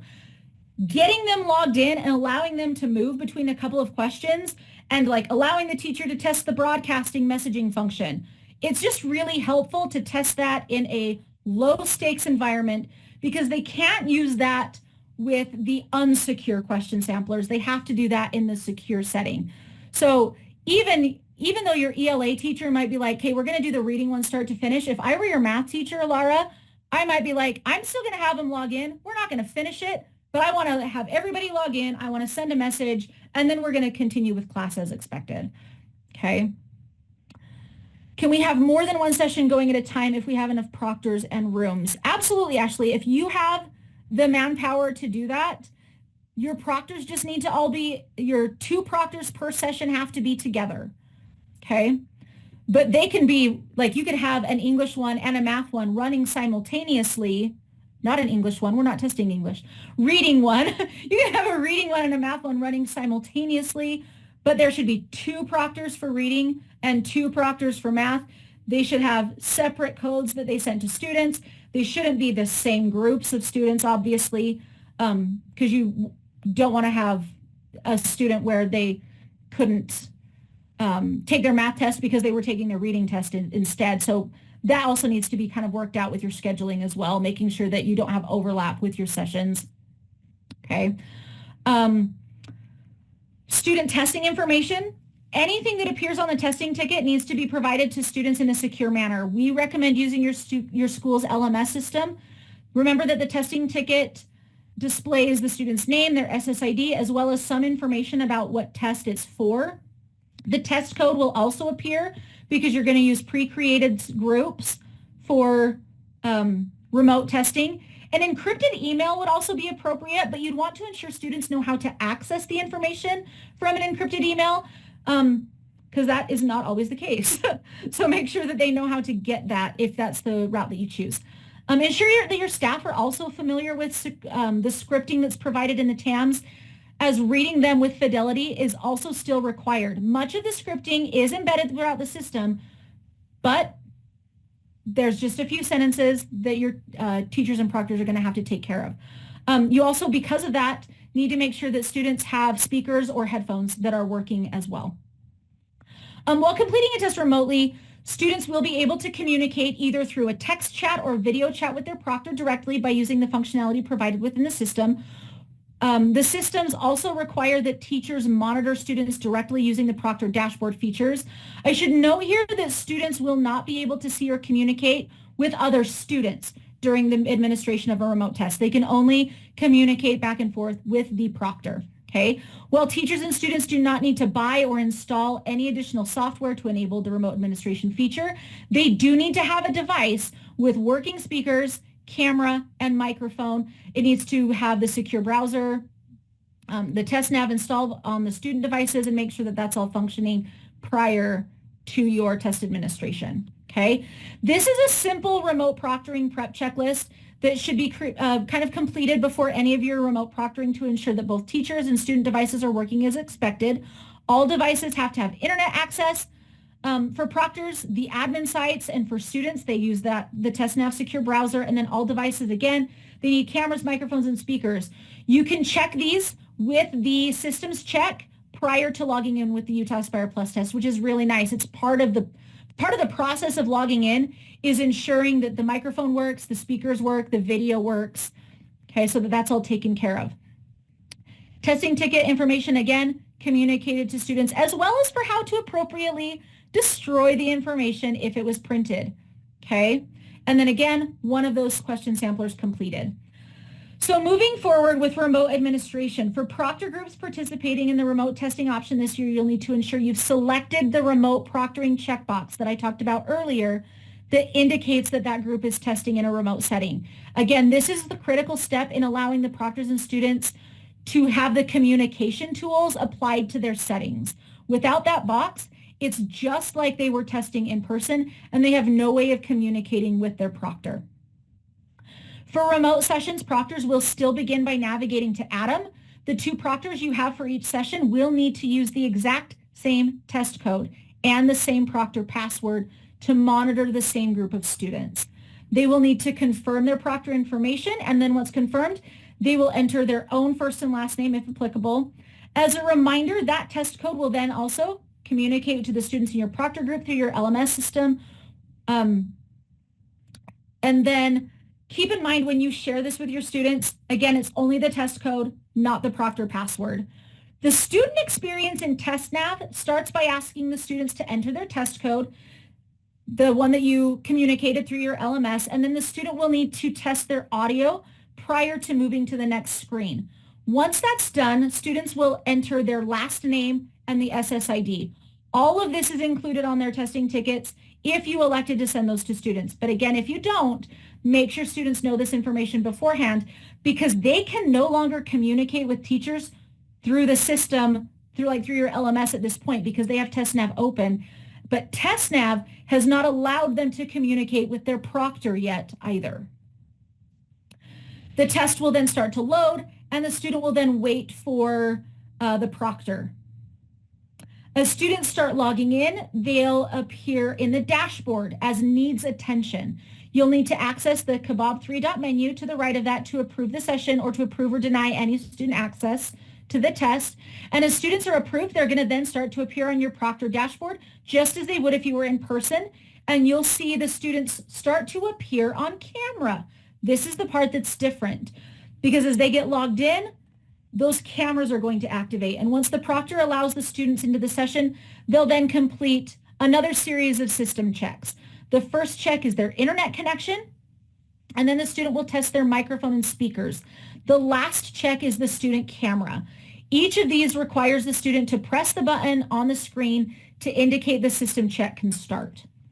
The student will then receive notification that the system is working or not working as they move through the systems check. Once all 4 systems have gotten that little blue checkbox, the student will then select next. This is then going to let the student know they're ready to take their test.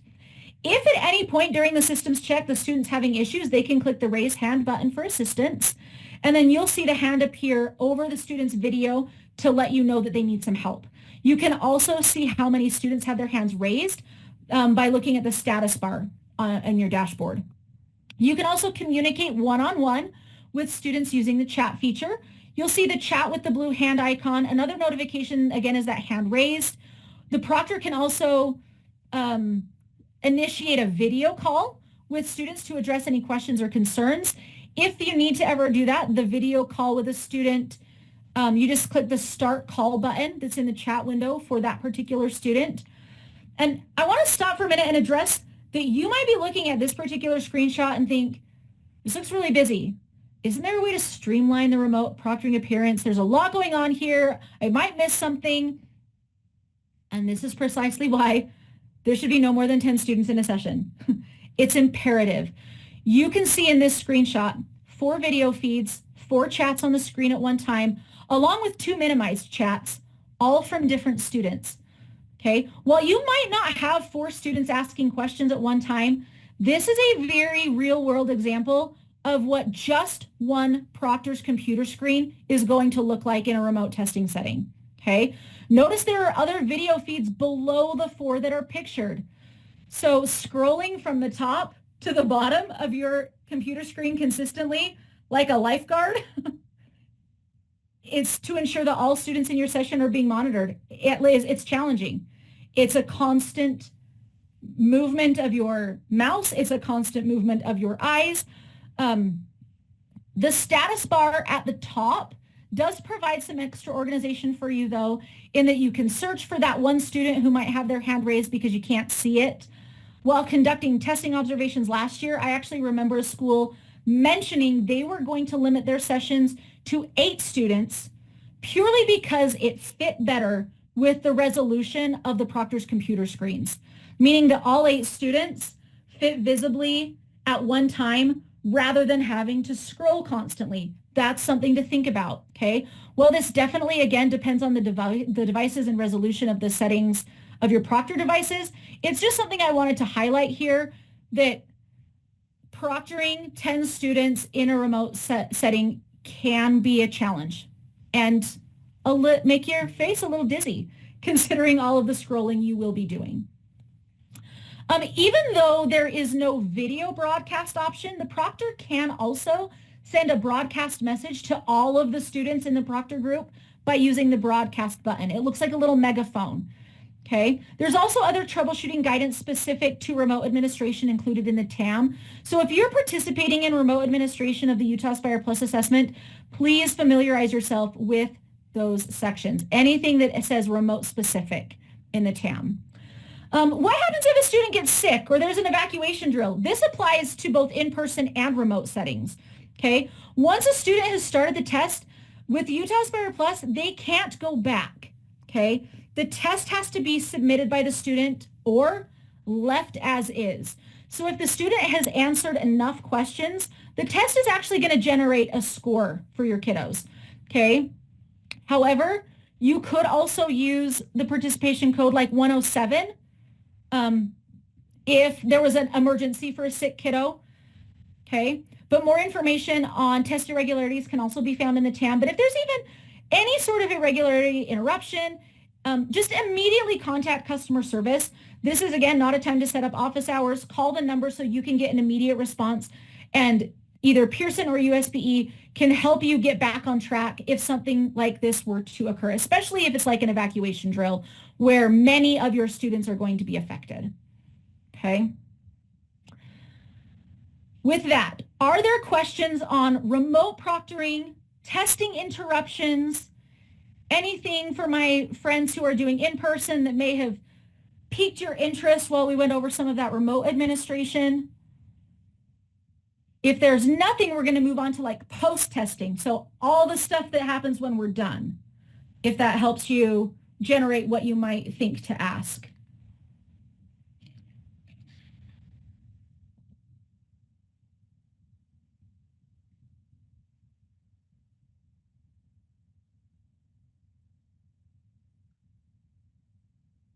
Not seeing anything. Let's see, if a kid is just taking chorus with us and takes everything else online, do they still test with us? Yes, Jeremiah, they still test with you. When it comes to their data, though, with the reporting, I believe it goes to the school that is their tiebreaker school.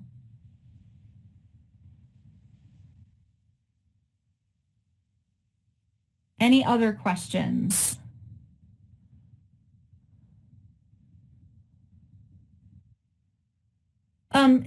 Tiebreaker is where the majority of a student's records lie. And I'm not the best person to describe this to you, but if you want to reach out to Maureen Rushing, our assessment data specialist, she can provide you with significantly more information on tiebreakers and how that works. And if you had a question on a student, you could even provide her with an SSID. Don't send her the name, but you could send her the SSID and see what the tiebreaker is for that particular student. Maureen's even here. She just responded a little bit in the chat. Magical.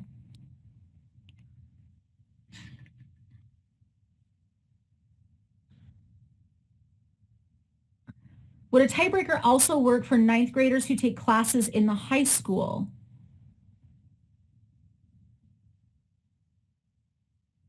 Ingrid, I think Maureen's going to have to respond to that one.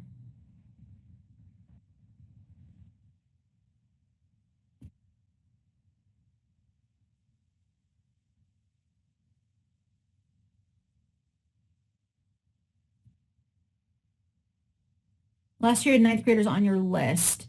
Ingrid, if you have students on your rosters that you don't expect to see on rosters, that's another situation where you would want to reach out to Maureen and see why those students are showing up when they're not in your building. Yep, you're welcome.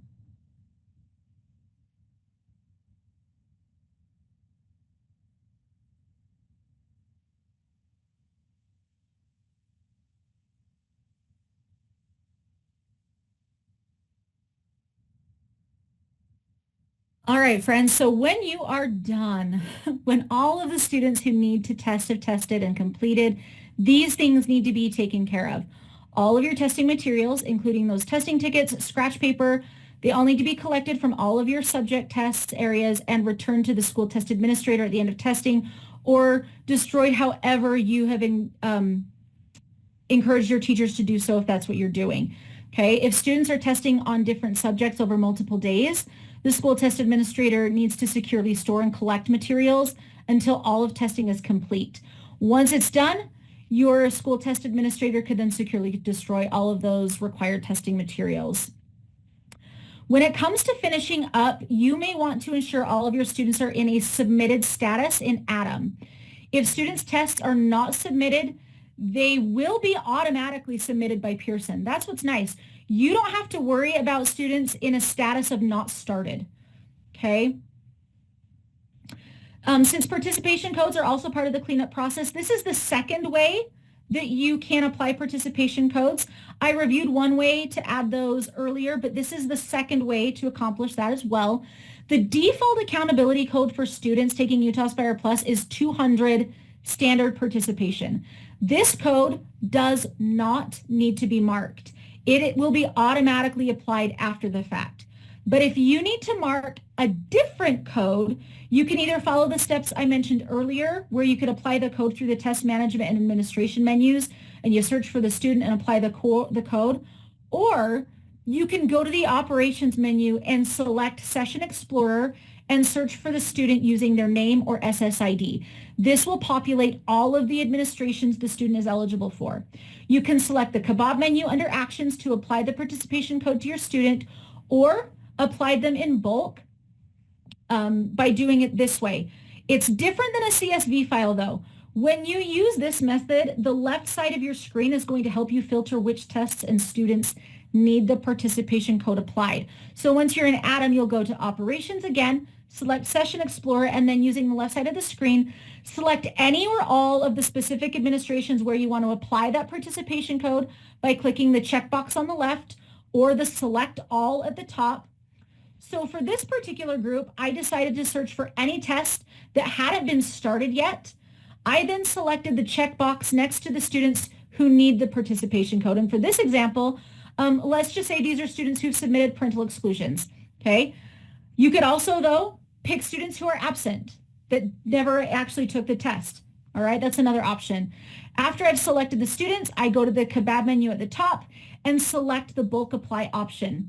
I could then select the appropriate code. Again, I've selected here the 204, but you could pick any code that was applicable to that selection of students.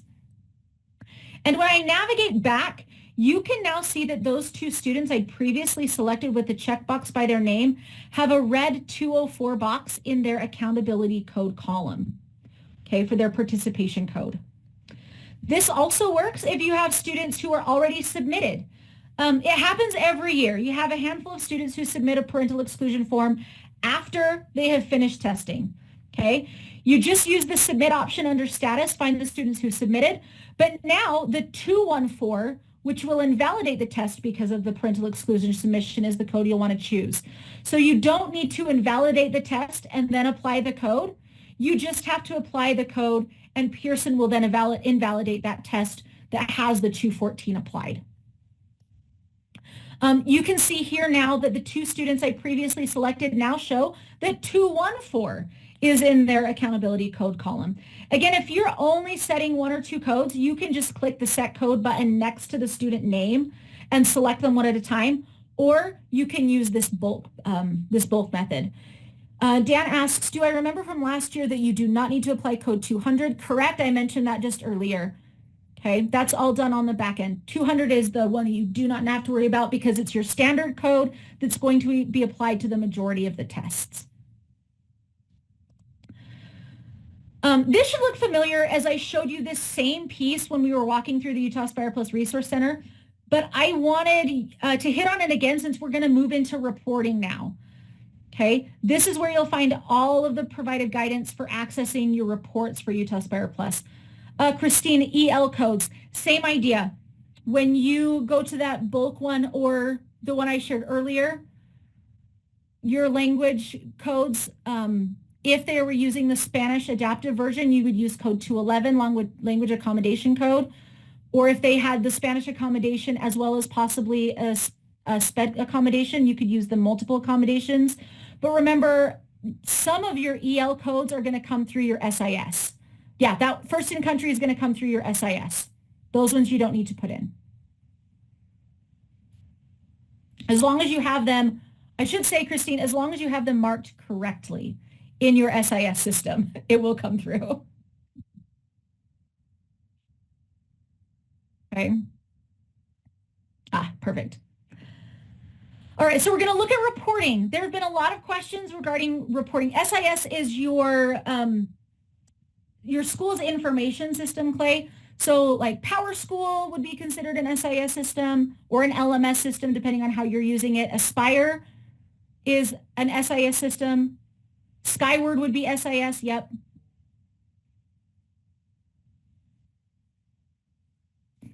Any other questions before we move to reporting?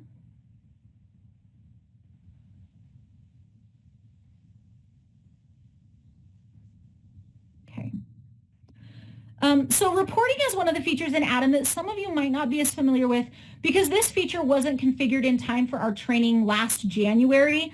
So if you're newer to your role in assessment, we were actually able to review reporting during one of our AD meetings earlier in the year.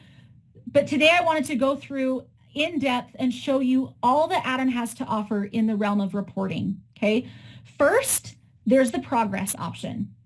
This isn't very exciting right now because there are no tests started. But during your testing, the numbers within the session status and score status sections are going to change as students complete their tests. So this is kind of just a really easy way at a glance to monitor completion within your building or within your LEA. Performance reports are also provided to show individual student performance for individual content areas. To view those, you click on a row to view a specific content area, okay? Then you can toggle between different screens. You can view the program report as well as a performance comparison. The program report shows how students performed as a whole. You can use the filters here if necessary. You can also export the data as a spreadsheet. The performance comparison provides information to evaluate student performance across schools. It can also include the percent and counts of students in each of your proficiency levels. By selecting the Show Score Groups as a table checkbox, you get even more information on the number and percent of students who fall within each score's range. You can also drill down within your district or school to view individual performance. The little kebab menu, the 3 dots that stack on top of each other, will allow you to select student individual performance. If you want to see reports at the class level, you can select the class from the class dropdown. Now, I do want to point out that my example, again, is showing here for an English test from a 2024 administration. Remember, the English will no longer be a component of the Utah Aspire Plus test, but previously submitted English tests are archived in your report assets, and the information looks the same for reading, math, and science, okay? So therefore, the screenshot here for English, it is still relevant, and it looks very similar if it were a math test, a reading test, or a science test. The bars with the percentages and the color breakdowns are the same, okay? What wouldn't be nearly as identical is the access to standard performance report, because the standards are obviously going to be different for each of your content areas, okay? But to access the standard performance report for any content area, whether it's English, reading, math, or science, you start the same way on the performance drop-down of the reporting menu, and then select the test that you want to view the standard performance for. You'll need to toggle from the performance summary tab to the standard performance summary tab. Okay, you can see that one tab is more illuminated and the other one is kind of grayed out and behind it. You can then see all standards administered and the performance percentage. You can also change views by toggling these tabs of hierarchy or aligned standards, standard details, standard performance comparison again. So this is going to break it down depending on which test you've selected. Again, this is an English test archived from 2024, but it's going to show you which standard is linked to the various percentage of questions where students showed mastery or proficiency, okay? Now, in the event that you need to, again, access archived reports, so either old ISRs from previous years or test events files or test scores files, you can just navigate to reporting and click report assets. That's where any archived reporting will be, and you can select the year that you want to view, and then here you just pick the year, and then the report types that you are wishing, and then you just download as desired, okay? So this is where you can find anything that is previous to our current administration, which would be the 2025. And that's where you're going to continue with your performance until next year, when 2025 results are then archived into report assets in preparation for 2026. ISRs will appear as they have in the past as well, minus English, okay? More guidance is going to be included in the score interpretation guide. And remember, there's two of these. There's going to be one score interpretation guide for teachers and one for parents. It's also important to note here that if you see do not report on a student's ISR, it's actually because the student didn't complete the required number of items to receive a score, okay? It has nothing to do with parental exclusion, which has become a common misconception in the past, okay? Students with parental exclusion codes on content areas will not even generate an ISR. But if you see do not report, it's just because the student didn't respond to enough questions for a score to generate. I see a question in the chat. Does the standard performance data show up a later date or available when scores become available? Oh, Tyler answered. Perfect. It will be within 24 hours. Most of the time, it really is faster than the 24 hours. But we give 24 hours as our general rule of thumb to be aware of. And so knowing that, Jeremiah, just know also it is going to update real time. So you don't want to get too glued in on that data until your students are done, until you know full well that they've all submitted. Okay. Do we have questions on any post-test activities? That would be participation codes. Any questions about reporting? This is a great time to ask them because you have myself, you have Pearson, all of us here ready and at your disposal if you have questions.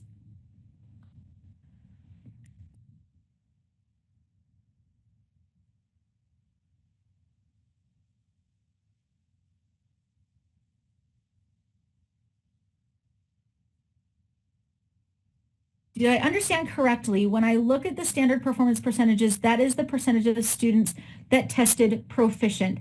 Ashley, yes, I believe that's true. Tyler, I'm going to scroll back just to verify on this particular screen. When we look at standard performance, that's the percentage of students who were proficient on that particular standard, correct? That's correct. That's who got that standard correct within the test. That is correct. Okay, perfect. 39% of your students got that correct. So if I didn't set up proctor groups, my 9th grade math teacher would need to individually search up their students' scores for the whole group. No. Okay, so what happens with that is when your teachers go to log in to Adam to access their reporting, they will have access to any student who appears naturally on their roster, okay? And that's just going to be there because they have a class that's assigned also.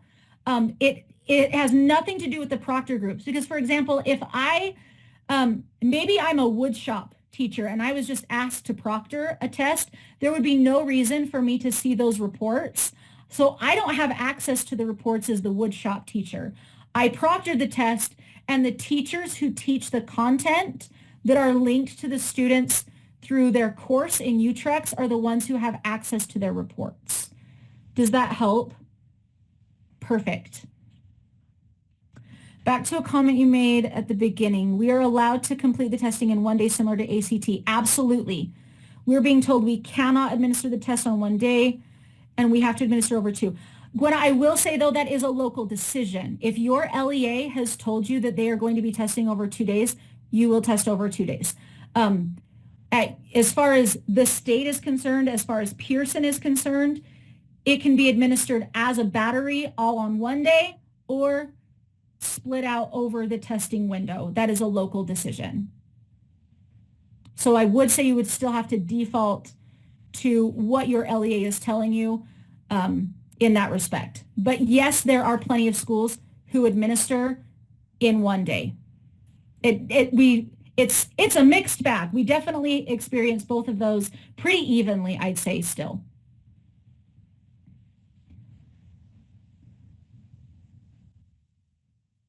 Jolene, you're so welcome. Pearson, Tyler's been great about making some one-pagers if we need them.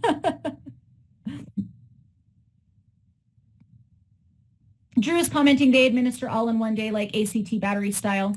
It's very common still. Other questions, concerns, wondering?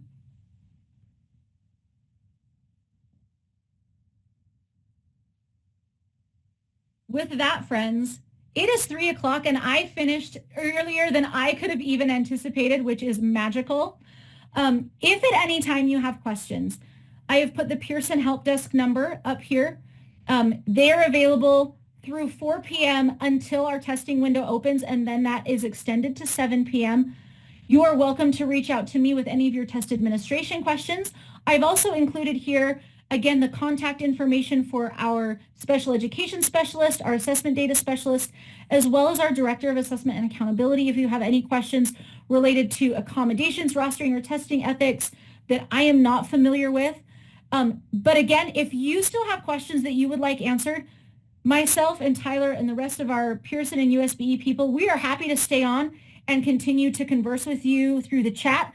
But if you are feeling confident with your knowledge now to move forward with Utah Aspire Plus administration, you are free to go. And again, like I had mentioned, this has been recorded. We will post it on our YouTube channel in the coming days. I will also get Emily to post these in Midas, the slides, as a PDF so that you have access to those if you need them. Can you find a student score by searching the name this year?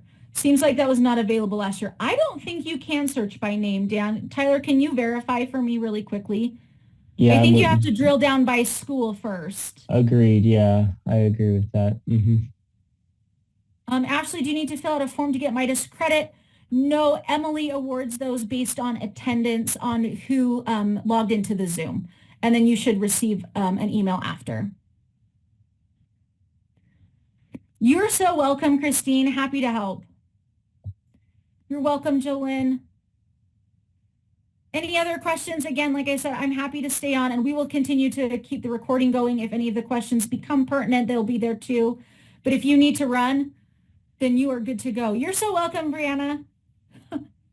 Glad it's helpful.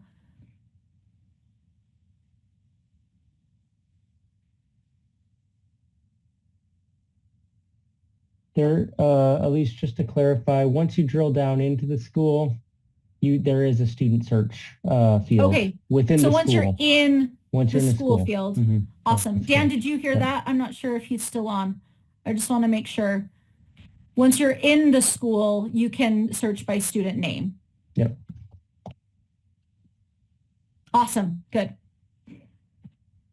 Any other questions we can help you with? When will you have access to Adam? You should have access right now, Max. It is available. If you're unsure, if you're an LEA assessment director, reach out to me and I can work with you. If you are a school administrator or another like district level user or teacher, reach out to your assessment director and they can help you with that. Who do we reach out to for resetting practice tests if we need to? Rachel, that would be a direct communication with the Pearson Help Desk, correct, Tyler? Yes, that's correct. Call us. Okay. They'll forward you to me and we'll get you reset.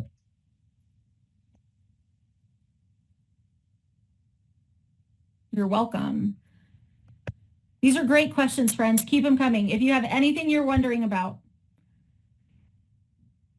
or if you have some of those nuanced questions that you were afraid to ask because it might not apply to everyone. Everything being updated, including on the website. Yeah, the TAM Emory is actually already posted. I also included it in this week's AD memo. The updated TAM has been posted. The score interpretation guides have not yet been posted, updated for 2025. Those still have archived years from 2024, and I believe even 2023 is still there. But those ones aren't there, but the TAM is there and updated. if I change my teacher's proctor email last year, will it save and go back to the Cactus? I believe it's going to go back to what's in Cactus if you changed it. If you want it to remain, we have to have Pearson change it. And even then, I don't think Pearson can change their email. They can just change their role. Just remember that the proctor email, if it's what they listed in Cactus as a personal email, they only are using that as a username to log in to see their reports. It's not sending them anything. Reports don't go there. It's just their username to access their reports if they have them available. Oh, Emery, I'm so glad. That's good to hear. She put in the chat that the training for proctors on the website is great. And it is. It's an easy walkthrough. It's very visual and super short. It's only a few minutes long. So if you haven't looked at it, look at it and see if it's helpful to share with your teachers.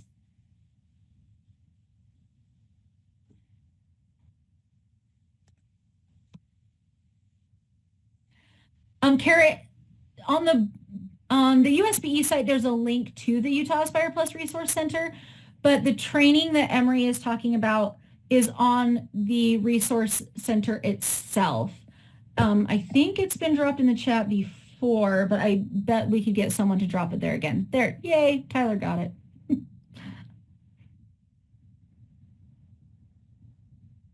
And that second link too is like the direct link to the training. The direct. Mine is to the direct one, not even to like where you have to click training. Yes, exactly. Seems like the chat has slowed down, so I will go ahead and give Emily permission to stop our recording and close our Zoom, and you can reach out to us by email or telephone if needed in the future. We're happy to help you. Thank you so much for your attendance and participation. And thank you, USPE and Pearson friends. I really appreciate you. Yep. No problem. Take care. Yep, you as well. Thanks, Em.